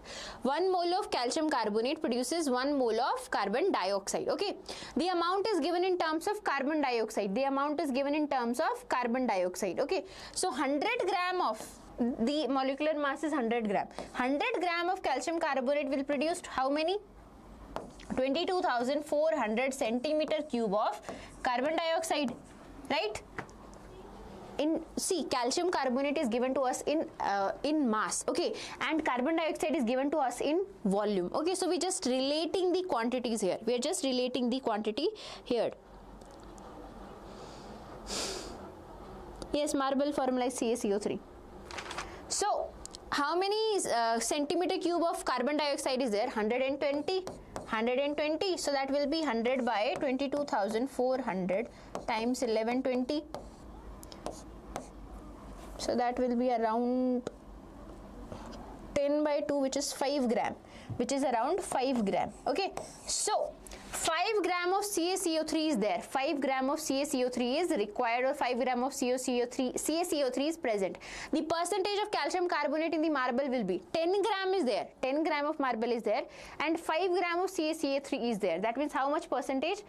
50%. That means how much percentage is there? 50%.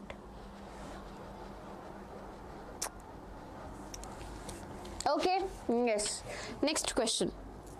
During the electrolysis of aqueous sodium chloride, the cathodic reaction is, when you have aqueous sodium chloride at cathode, we have two possibilities. Aqueous, that means you have Na positive and H positive, and at anode you have Cl negative and O negative. Cl negative and O2 negative. Oxygen is there. Okay, now see.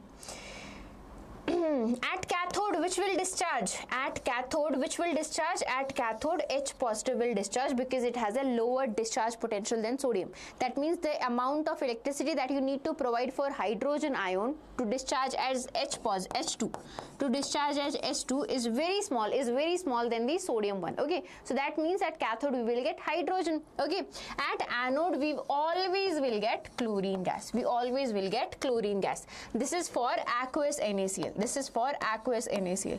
If you have molten NaCl, that means no water is there. In case of molten NaCl, at anode and at cathode. At anode you will get chlorine gas, and at cathode you will get sodium metal. At cathode you will get sodium metal. So what is happening at anode? Sorry, what is happening at cathode? At cathode, reduction of water molecule. Reduction of water molecule. Correct. C. Good. Next question. Upon the reaction with alkaline KMnO4, which one of the following is not converted to benzoic acid? Is not converted to benzoic acid. Tell me.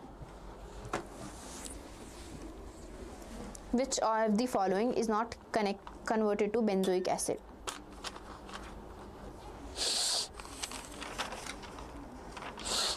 I know the answer, so tell me you know the answer also.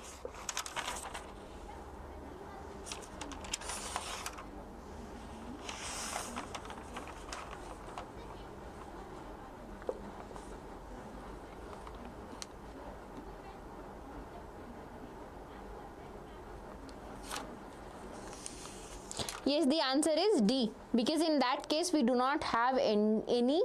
In this case, we do not have any alpha hydrogens. We do not have any alpha hydrogens. Okay. In absence of alpha hydrogen, we do not get. It will not get oxidized to benzoic acid. It will not get oxidized to benzoic acid. Propanoic acid undergoes HVZ. So this is propanoic acid, and when this propanoic acid undergoes HVZ, what we will get? Br2 in presence of phosphorus. What we will get? We will get CH3. CH, Br, COH, that is your chloropropanoic acid. Okay, it went with chlorine gas. Okay, so in that case this will be our product.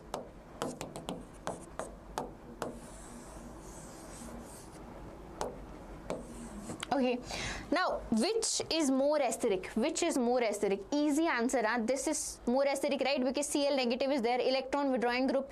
Withdraw the electron density from the OH bond. H is easily abstractable. Any base come, it can abstract that proton very easily. So obviously this is a stronger acid. The product obtained is a stronger acid than propanoic acid. Stronger acid than propanoic acid. Yes, stronger acid than propanoic acid. Okay, next question. The products X and Z in this reaction. Again, this is cumene process, right? So firstly, what will happen? This is Friedel-Crafts alkylation. Friedel-Crafts alkylation. So X will be this isopropyl benzene. X will be isopropyl benzene. Now, when this isopropyl benzene undergo oxidation, we will get cumene hydroperoxide.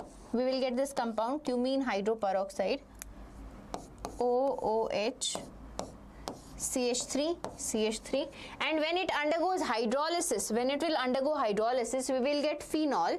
There will be a phenol and this CH3COCH3, which is your acetone. CH3COCH3 is your acetone. So we get phenol and acetone, right? No. X is what? X is your isopropyl benzene, and Z is what? Z is your acetone. X is isopropyl benzene and Z is your acetone. Not D. We will get A. Read the question. We are asked X and Z. So X is here and Z is here. Z will be acetone, X will be isopropyl benzene.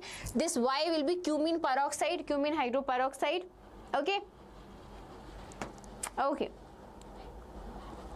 A, correct. Next question. The order of reactivity of the following alcohol toward dehydration. Now, towards dehydration, what order we are looking for? We are looking for this: tertiary, secondary, primary. Tertiary alcohol will undergo very fast dehydration. Will undergo dehydration very fast. Then secondary, then primary. So check what kind of alcohol is this? Secondary, right? This one is tertiary, right? Okay, and then this one again. This one is your secondary alcohol. And this one is again your primary alcohol. This is primary. So this will be the least acidic, least reactive towards dehydration. Least reactive towards dehydration. And which will be the most?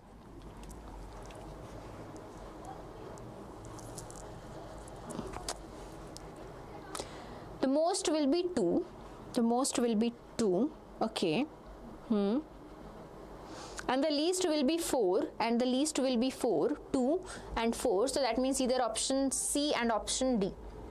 in between these two, 3 and 1, in between 3 and 1 there is one case. This is purely secondary alcohol, this is purely secondary alcohol, but this one, yes, no, it will not undergo dehydration fast. Dehydration means you are making a carbocation, and the carbocation stability order is this: tertiary, secondary and primary. Okay, now see, here we see a possibility that if somehow we do a rearrangement, this tertiary secondary carbocation can get converted into tertiary carbocation.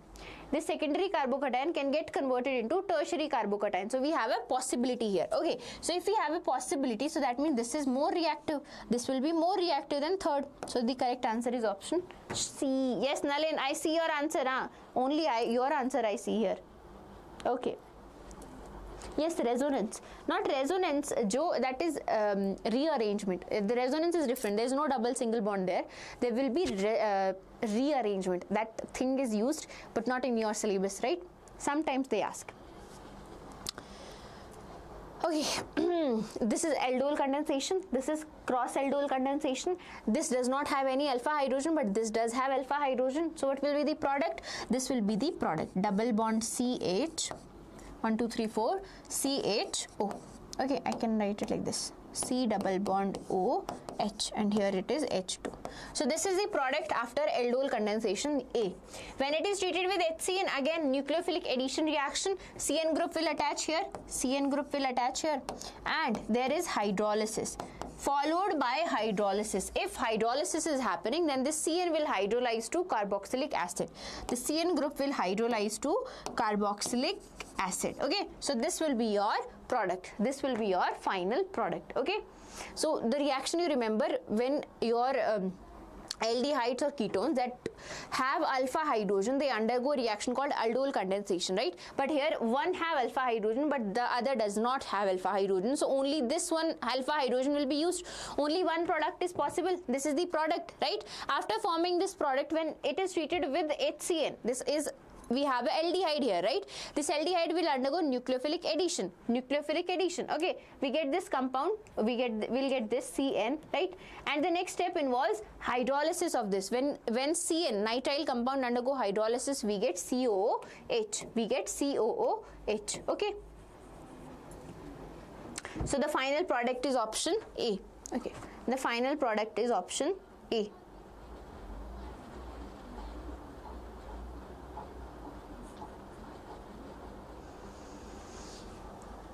Trust me, not many, maximum 5 questions or 7 questions are there. I told you we will be done by 4, we will be done by 4. Okay, now see, among the following which represents aromatic species. So for a species to be aromatic, what are the criteria? It should be cyclic, it should be planar, it should be conjugated, should be cyclic, planar and conjugated, plus have 4n plus 2 pi electrons. 4n plus 2 pi electrons. Okay, 4n plus 2 pi electrons. Okay, this is for cyclic. Sorry, this is for aromatic. This is for aromatic. If we have anti-aromatic, which species will you call anti-aromatic? They will be cyclic, they will be planar, they will be conjugated, but they will have 4n pi electrons. They will have 4n pi electrons. That will be called anti-aromatic. Okay, now one criteria is left, which is your non-aromatic. Non-aromatic. They do not have one single thing. They will be non-cyclic, they will be non-cyclic, they will be non-planar, non-conjugated, non-planar, or they will be non-conjugated. Okay, or they will have a sp3 carbon, sp3 hybridized carbon in between two sp2 or sp hybridized carbon, in between two sp2 or sp hybridized carbon. So till then you would have answered me. This is cyclic, planar, have 4n plus 2 pi electrons, so this is aromatic. This one is also aromatic, this one is also aromatic, these two are not. This has 4 pi electrons, so that means this is anti-aromatic. This is 8 pi electrons, 8 pi electrons also anti-aromatic. So the answer is 1, 2 and 4, 1, 2 and 4, which is option D. Option D. Okay, remember this is the criteria for aromaticity, anti-aromaticity and non-aromaticity. Okay, next question.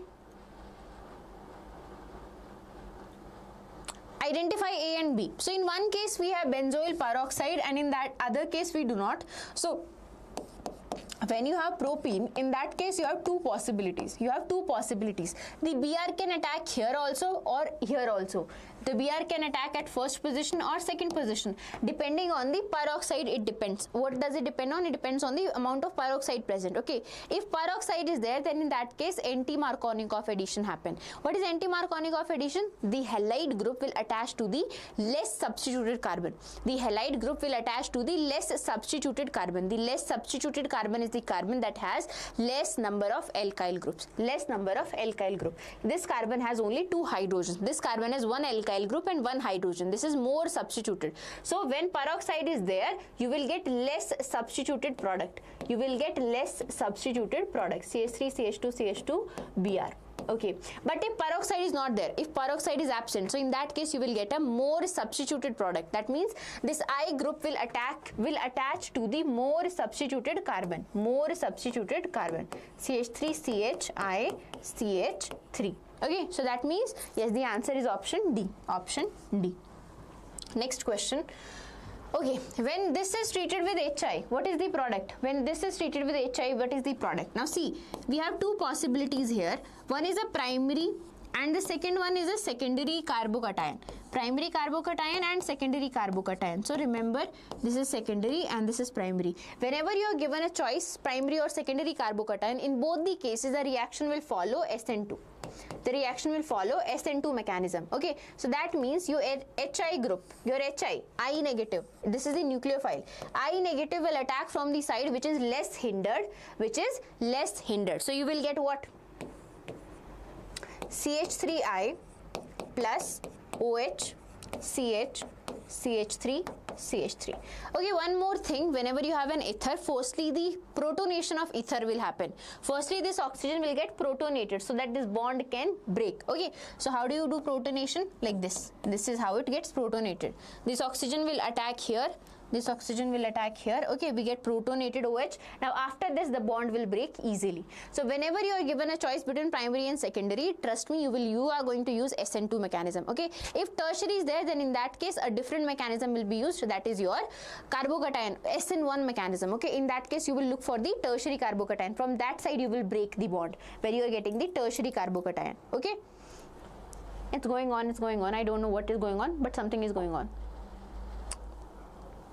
Next question. An aromatic compound with molecular formula turns orange color of potassium dichromate green. If I do not know the answer, these three look similar to me. So that means which will be the answer? These three are same, right? They can't be the answer because all of them are same. So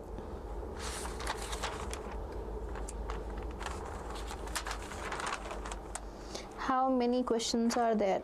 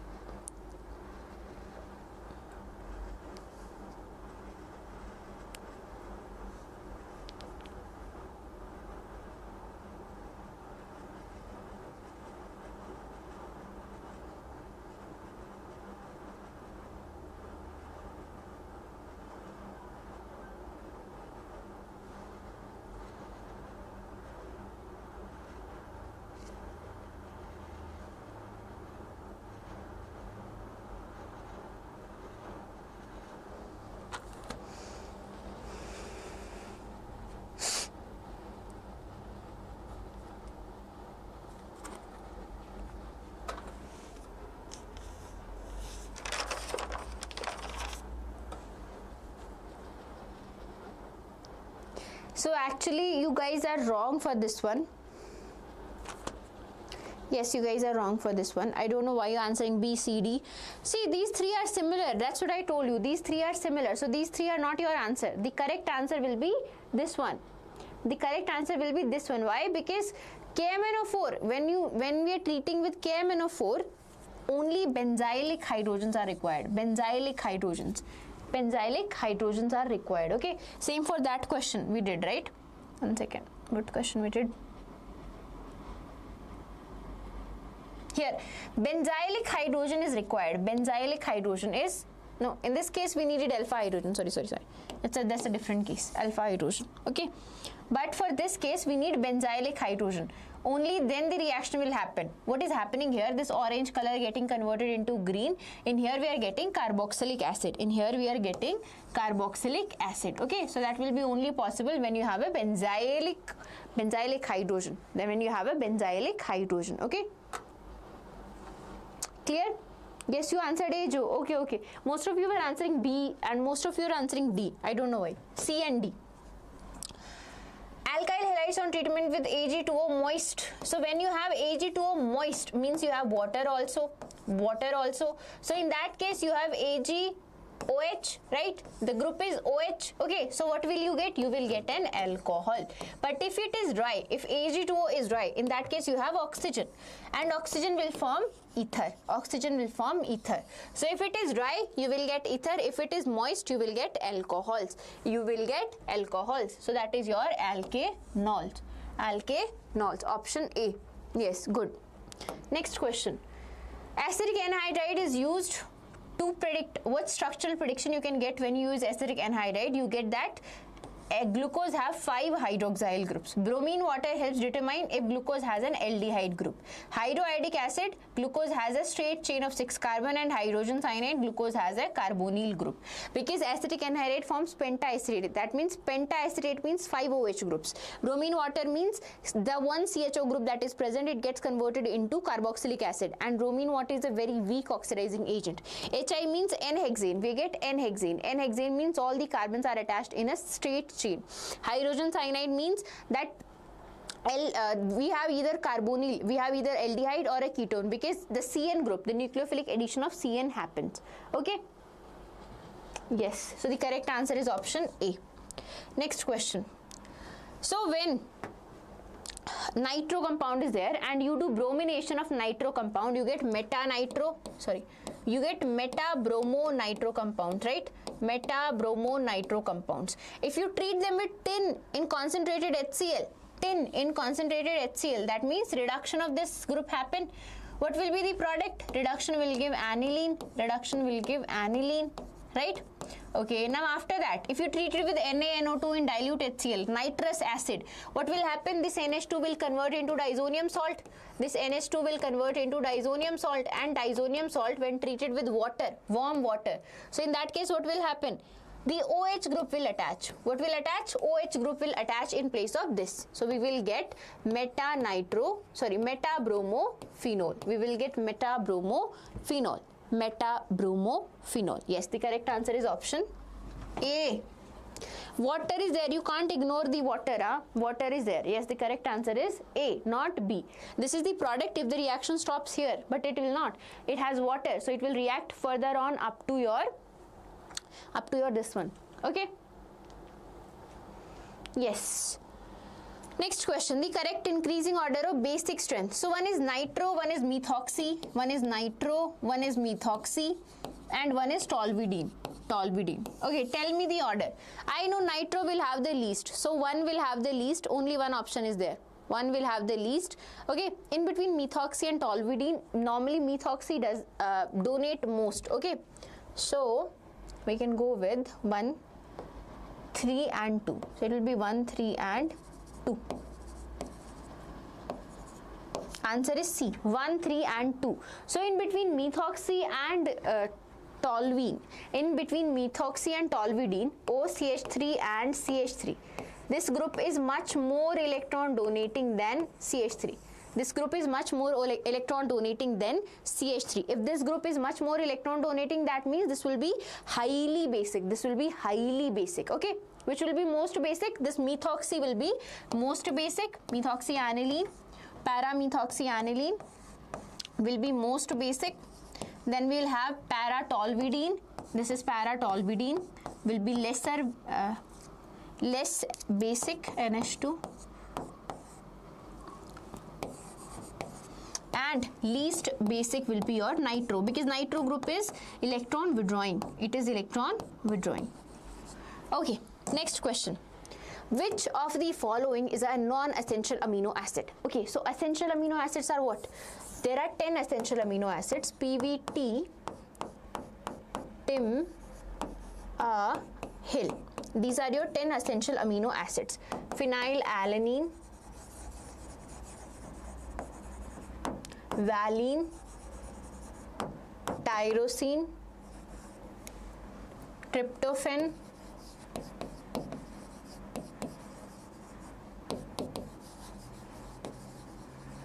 isoleucine,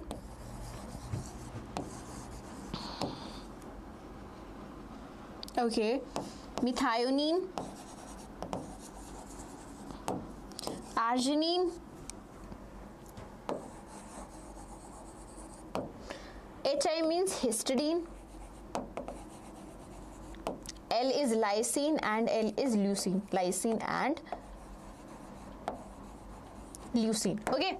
Now see, lysine, leucine, proline, phenylalanine. These three are your essential amino acids. These three are your essential amino acids. Only one is non-essential, which is proline. Proline is not an essential amino acid. Okay.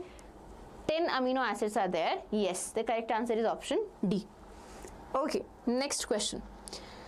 Incorrect statement. The fifth carbon in glucose is hydrogen on left and hence glucose is D compound. Glucose is H, hydrogen on left and aromatic carbon. Glucose is cyclic acetal with CHO group.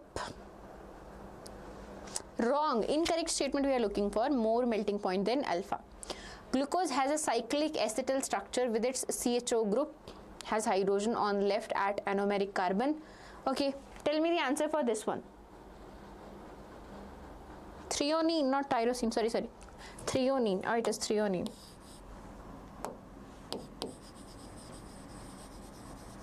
Yes, it is threonine. Okay, sorry. Okay. C for every question. Why you guys are saying C for every question? Why?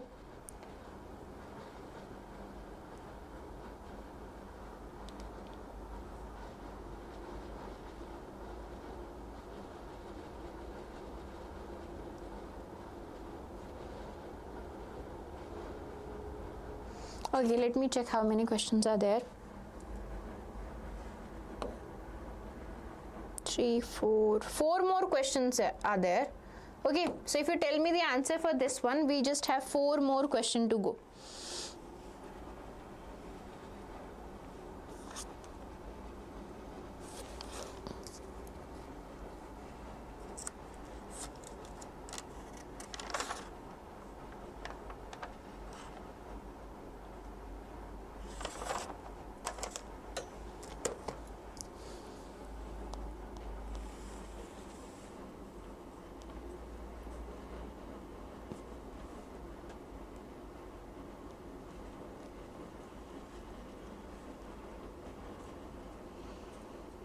Okay, B, A, D.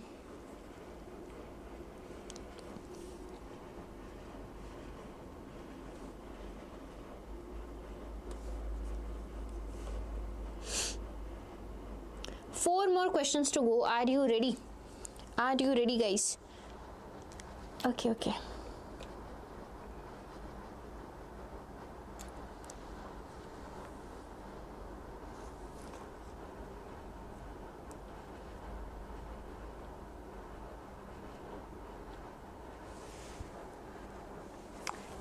Fifth carbon in glucose has a hydrogen on the left, hence it is a D compound. Fifth carbon D. So whenever you have hydrogen on the left, that means OH group is in the right. That is correct. That is not wrong. Give me some time, I'll answer this question later. Till then you answer this question. Which will have the least solubility? Some of you are saying A, D, B, A. I'll answer that question, okay? Till then you answer this question. Yes, we are almost done. I'll explain that once we're done with all the question. Solubility of AgCl is the least in. So solubility will be the least in which compound? The compound which have the highest concentration of Cl. Which have the highest concentration of Cl. Okay. So solubility of AgCl will be least in solution which have highest Cl negative ions. Highest Cl negative ions. Why high? Because in that case common ion effect will be used. In that case, because of common ion, the AgCl solubility will be suppressed. The AgCl solubility will be suppressed. Okay. In case of pure water, it will be max. In case of pure water, it will be max because there is no chlorine ion there. Okay. No chlorine ion there. So here you see 0.1 m NaCl. This is 0.1 m, but we have 0.1 times 2 because 2 Cl negative are there. Here it will be 0.1 times 3. So that is 0.3, 0.2. This is 0.1, which has the highest amount of Cl negative. Highest amount of Cl negative is present in 0.1 m AlCl3. That means this will have the least solubility of AgCl. That means this will have the least solubility of AgCl. That means this will have the least solubility of AgCl. Okay? Yes, and all of you answered D correct. Yes. Correct, Joe. Next question. Oxidation number of nitrogen atoms. NH4 positive, NO3 negative. What is the oxidation state? X plus 4 equals to plus 1. X will be minus 3. X, let's say X minus 6 equals to minus 1. The charge is minus 1. So X will be equals to plus 5. So minus 3 and plus 5. Option A. Shreya, in this question, we talk about solubility of AgCl will be least in. So, have you heard of a phenomenon called common ion effect? Common ion effect. So, in that common ion effect, that means that if you are trying to solubilize something, in this case, I am trying to solubilize AgCl. Okay, if I am trying to solubilize something in a solution and it has a mutual ion, let's say this solution will have Cl negative ions. So what will happen? This Cl negative, due to the presence of this common ion, the solubility of this AgCl will decrease. Why? Because already Cl is there, right? So why will it solubilize more Cl if it already have that Cl? So this common ion effect suppresses the ionization of AgCl, or in this case the solubility of AgCl. So the solution which has the most amount of Cl negative will have the least solubility of AgCl because it already has Cl negative. Very less amount will be added. If you have a solution which do not have Cl, no Cl, so if you add Cl, that will be soluble.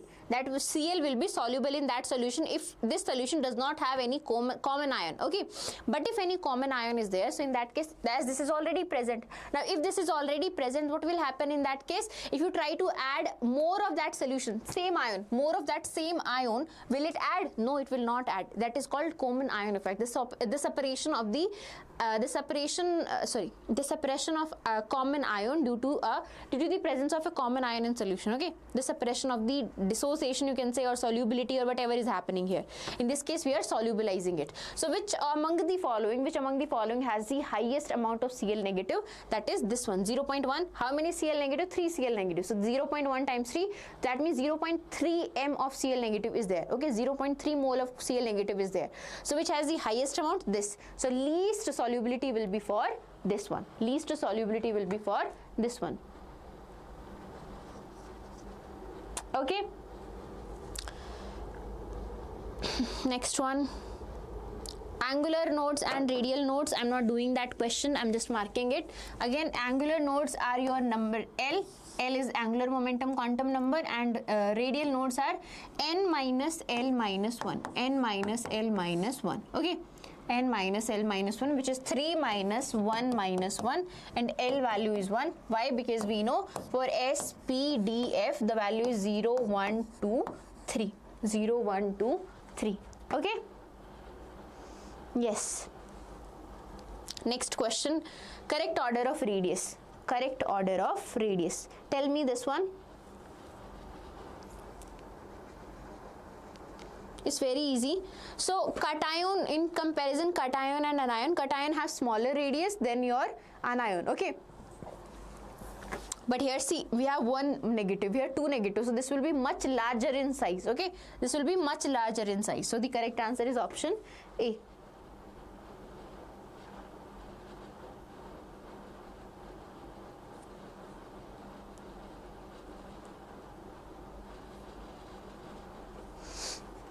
Okay.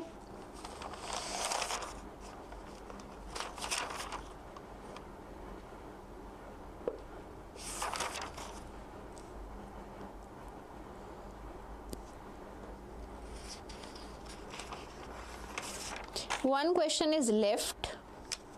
That answer I'm figuring out, 1 second, which is incorrect statement.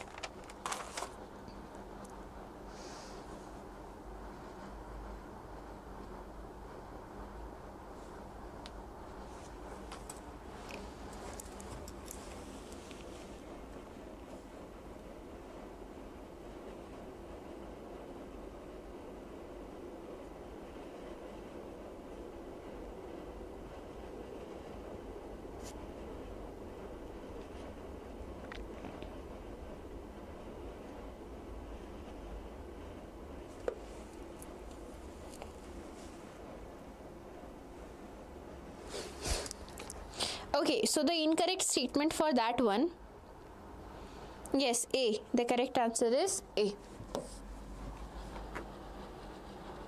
Okay. Which question is not clear, Mahesh? Which question is not clear?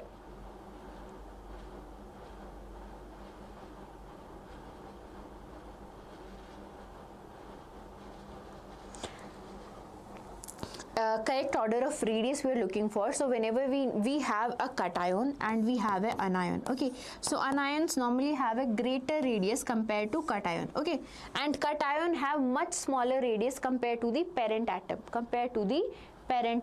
okay.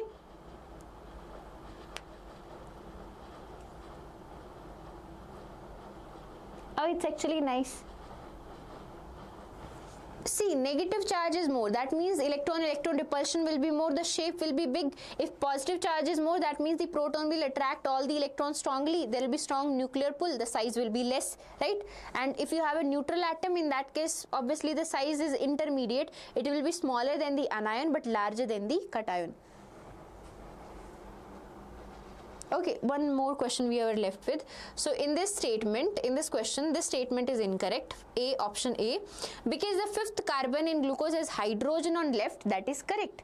That is correct. That's why glucose is decompound. No, glucose is called D-glucose because that OH group is present on right. That fifth OH group is present on right side. That's why we call it D-glucose. Not because of hydrogen, but because of OH. So this is incorrect. And the carbon on the left or on the top side, on the left or on the top side in case of at anomeric carbon, okay, and glucose is cyclic acetal. Yes, glucose has a cyclic acetal with its CHO group. This is the cyclic acetal that glucose have, okay.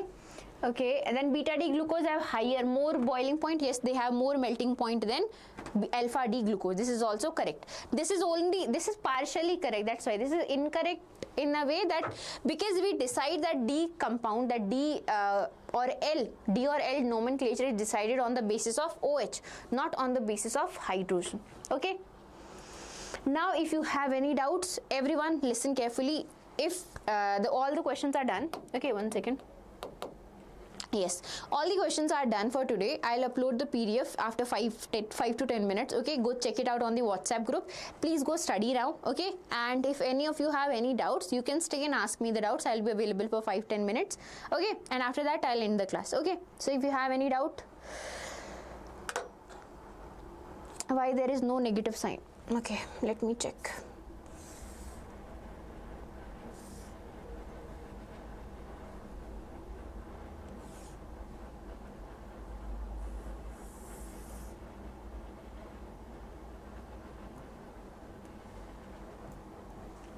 Because we are talking about rate of disappearance. As I told you, this is the rate of disappearance. We do not consider the unit in that case, okay?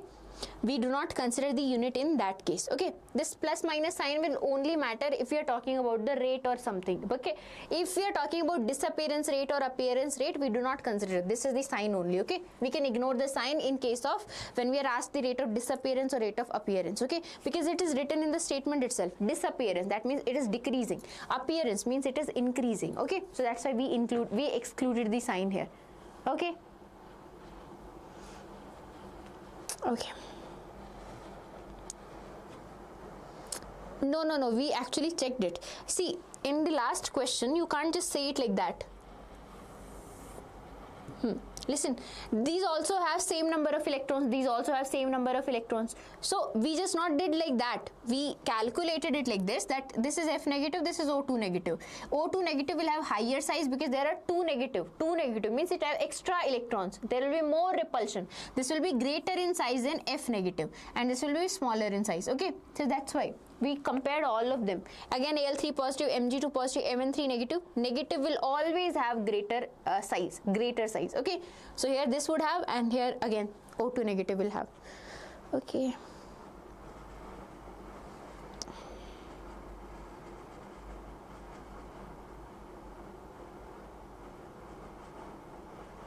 Sunil, if you are asking the document now, then go check it out. A video Jasmine ma'am has made, what you have to carry, bell timings, everything she has covered. Please go check it out. She has made really detailed description, detailed video is there. Okay, so you can check it.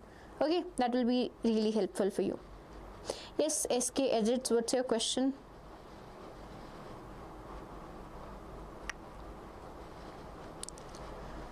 Next class, tomorrow is your exam, huh? Are you ready, guys? All the best, everyone. Yes, all the best.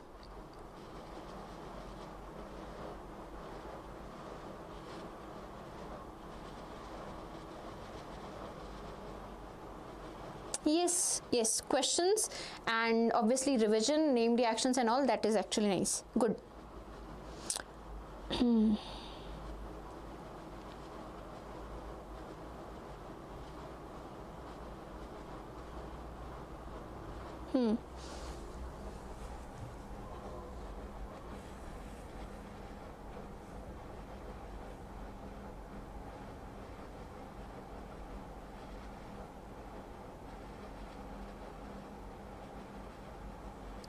25, 26, 27, 28, 29.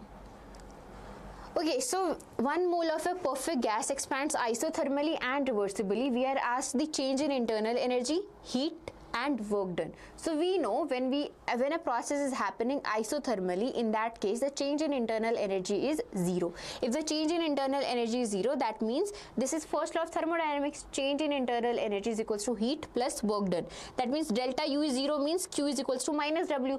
If Q equals to minus W, then I don't have to calculate this. Why? Because I know whatever be the value of work, the value of heat will be negative of that. That means both the values are equal, just opposite in sign. So I see here only these values are equal, this is also equal, but the sign is same, plus plus, but here the signs are opposite, the signs are also opposite. So that means this is the correct answer. Okay, and if you want the formula, so bacha, that is this is the formula.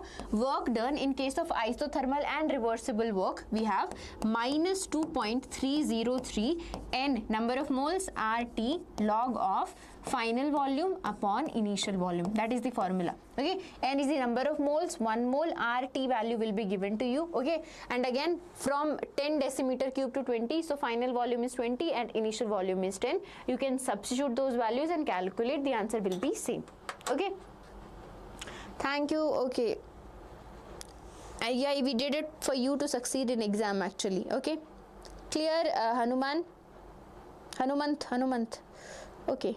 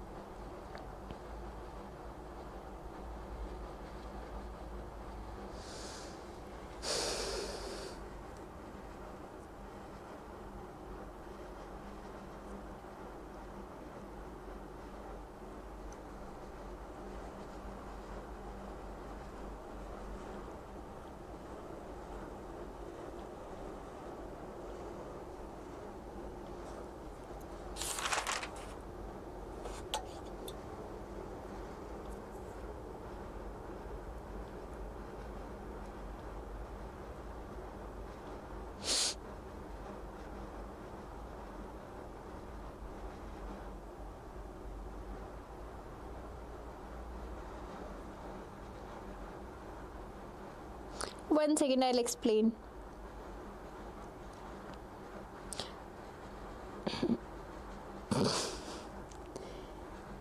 Yeah, Joe, I listened to it out. 1 second, I'll explain. 36, one was asking for 33, 36. Okay, 33 and 36. Okay, 1 second.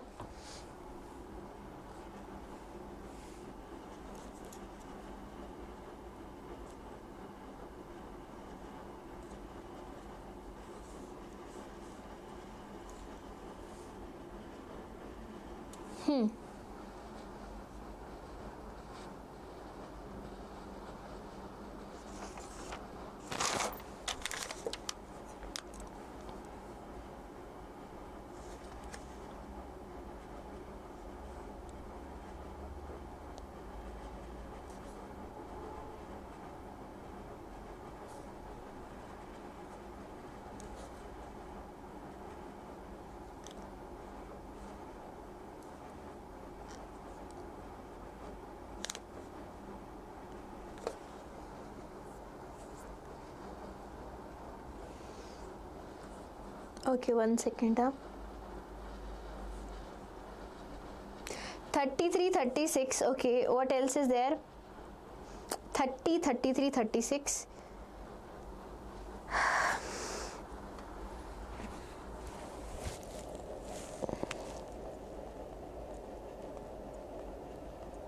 Yeah. Okay, wow. 30, 33, 36, then Getterman and Getterman coach reaction. Okay, this is 29, I think. This is 30. The angular momentum of an electron in d orbital. So the calculation, how do you calculate the angular momentum? That is square root of L into L plus 1 times h by 2 pi. This h by 2 pi, we can write it as h cross also. That is the same thing. Okay. L is angular momentum quantum number. Now the value of angular momentum quantum number for d orbital is what? 2. For d orbital it is 2. So we just substituted the value 2 into 2 plus 1 times h cross. So that is 3 times 2 square root of 6 h cross. That is 3. Okay, that is 30. Okay, 33 and 36. Okay, 1 second. 29, 30, 31, 32, 33. 33. Okay. Not true. We are looking for the incorrect statement.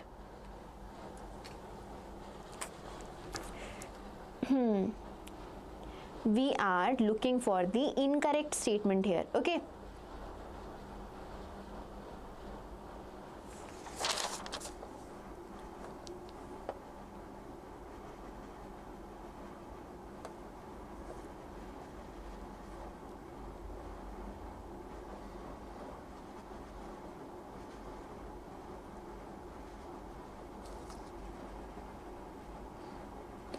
Tell me the incorrect statement here.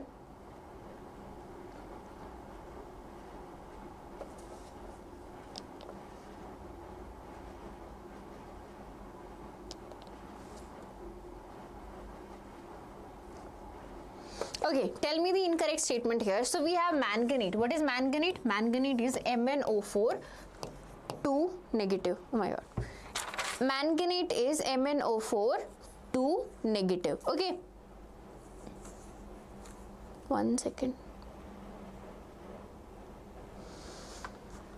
Yeah, you will. Once I finish the class, I will provide it. Trust me, I will. I just explained 30th question. This was the 30th question. 33, 32, 130, 31 to 30. This was the 30th question. What is there? This formula you don't understand. Please don't do that. Okay, so here manganate is MnO4 2 negative, permanganate is MnO4 negative. Calculate the oxidation state for both of these. In its oxidation state is +6 and manganese here +7. So when manganese have +6 oxidation state, the electronic configuration is D1, and when manganese has +7 oxidation state, the electronic configuration is D0. So see, D1 means it is paramagnetic, right? D1 means it is paramagnetic, D0 means it is diamagnetic. But what is written here? Manganate is diamagnetic, manganate is paramagnetic, permanganate is paramagnetic, permanganate is diamagnetic. So that means your answer is 3, option 3. Okay, 35, 36 you want, 4, 5, 6. Okay, so in this case, KMnO4, which of the following is not converted to benzoic acid? The one which did not have a alpha hydrogen. which does not have an alpha hydrogen. Okay, so only this one, not alpha, it's a benzylic hydrogen. So this does not have benzylic hydrogen. This is benzylic hydrogen, and this compound does not have it, so that's why it will not undergo conversion with alkaline cheminophore, because benzylic hydrogen, alkaline cheminophore oxidizes that hydrogen. Okay, but oxidizes that hydrogen. My god. Now let me explain Gattermann and Gattermann-Koch reaction. So Gattermann reaction is given by your diazonium salts. So Gattermann reaction is given by your diazonium salts. Okay.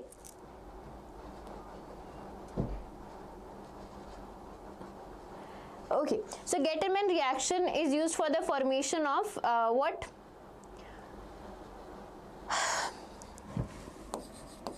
In Gattermann reaction, we are given a diazonium salt, aryl diazonium salt. That aryl diazonium salt is treated with copper and the halo acid. Copper and the halo acid. Okay. Aryl diazonium salt, that is treated with the copper and the halo acid. Okay, and what we will get? We will get halo substituted arene. We get haloarenes. We get haloarenes. Okay, haloarenes. One more thing, this is Gattermann reaction. If instead of using copper and HCl, copper metal and halo acid, we use copper chloride in HCl. That means we use a salt of copper. Salts are there. So in that reaction is your Sandmeyer reaction. That reaction is your Sandmeyer reaction. Okay. Now Gattermann-Koch is a different reaction. Gattermann-Koch is used to synthesize benzaldehydes. So we use different reagent here. So in that case we will be given, we have benzene and we treat it with carbon monoxide in HCl.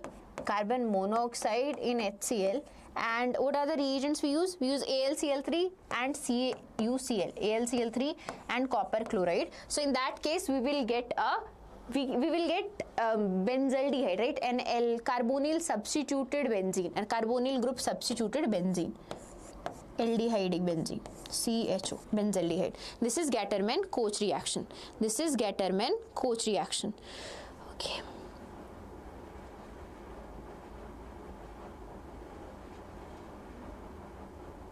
Yeah, you go guys. So I told you I'm just taking the doubts. The class is over. You can go and study.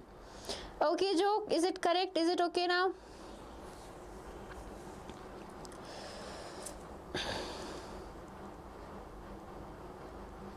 I see books because I don't want to teach you wrong. That's why I see books. 1 second. Okay.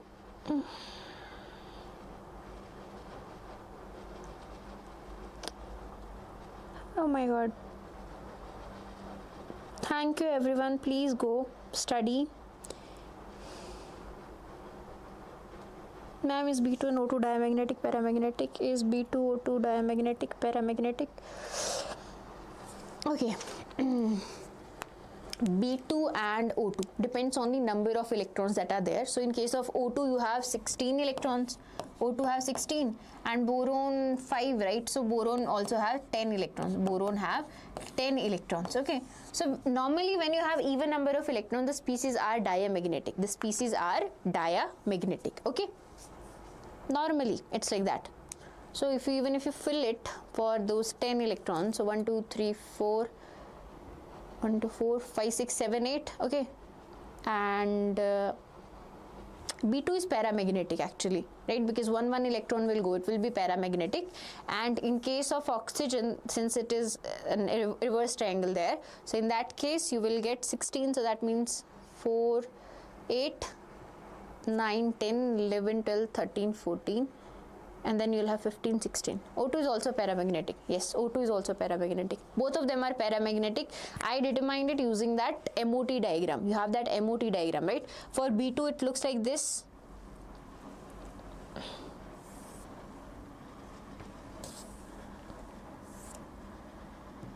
For B2 it looks like this. 1 second. Okay, so for B2 it looks like this. Again, I'm not a pro at making these. Okay.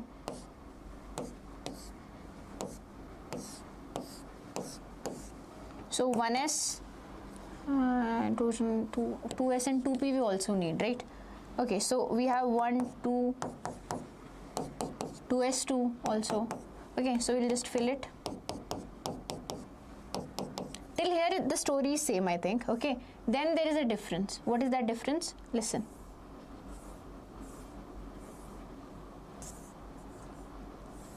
Okay, so after this you have P, right? After this you have P.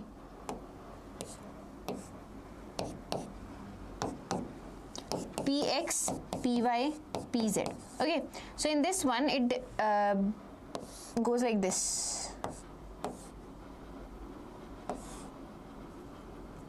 One will be here, okay, and at the upside you have this and this.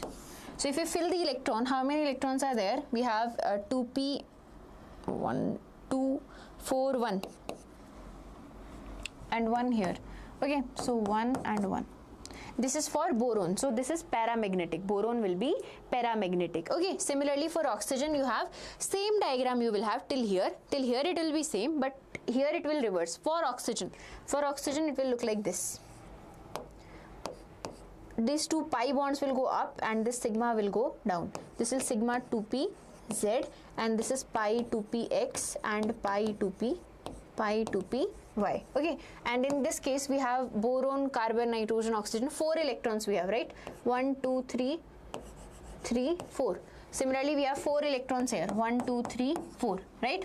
Okay, now after that if you fill it, 1, 2, 3, 4, 5, 6, 4, 4, 8 electrons we have, 6 are there, 7 and 8. So again paramagnetic, again it is paramagnetic. Okay, so B2 and O2 are paramagnetic. Okay, now you know that.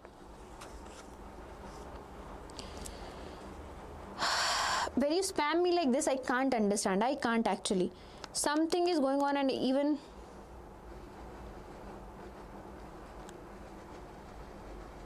S2, they don't ask you actually that much. DDT structure is not coming in your exam. Don't worry, please. I'm not telling you because it's not coming in your exam. Majorly question will be from that phosgene gas thing that will be there from polyhalogen compounds. The fine PDF you will find there. I'll tell you S2 will be your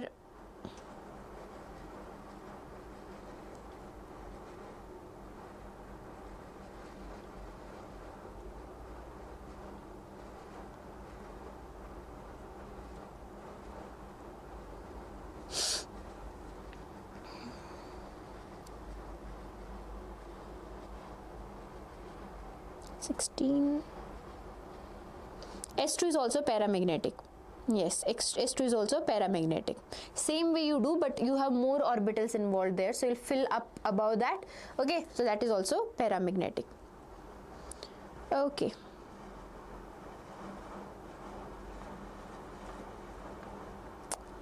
Okay, see you later. Please go study. Take care. Finkelstein is a halogen exchange reaction. So when you are when any halogen compound, any halo compound is treated with we are exchanging with sodium, is treated with sodium iodide, NaI, sodium iodide in presence of dry acetone. So whatever halogen group you have here, chloro or bromo, that will get exchanged and we will get an iodoalkane. That is your Finkelstein reaction. Finkelstein reaction is a halogen exchange reaction for synthesizing iodoalkane. So you have a chloro-bromoalkane. If you treat it with sodium iodide in presence of dry acetone, we will get iodoalkane. That is your Finkelstein reaction.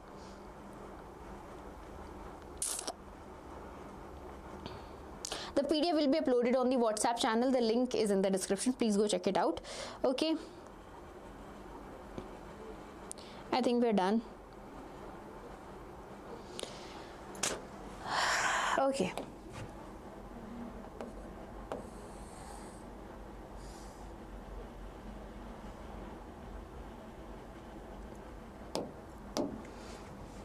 This is the reaction, please go through it. This is ammonium dichromate. Whenever we use it in fireworks, it decomposes at nitrogen and chromic oxide. So the brown color is due to the green color powder is due to chromic oxide. Okay. Conductivity of a saturated solution is given. So in this case, conductivity is given. You are given the molar conductance at infinite dilution. Okay, we know whenever the salt will dissociate, it will dissociate as SS, A positive and B negative. Solubility product is nothing but this square, S times S square.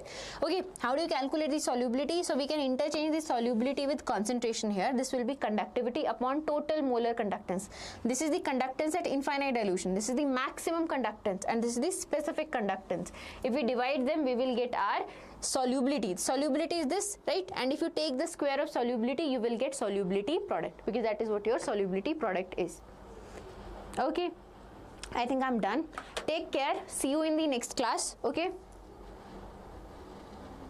Okay. Take care, everyone. Please, all the best. Not next class will be final revision class. Okay, before your exam, if you carry your phone and all. Okay. Take care. All the best. And no need to know now, Saria. No need to know now.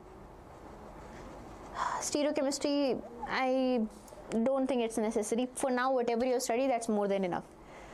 Okay. 20th question we'll go once. We'll look it. And if it's worthy explaining, I'll explain it.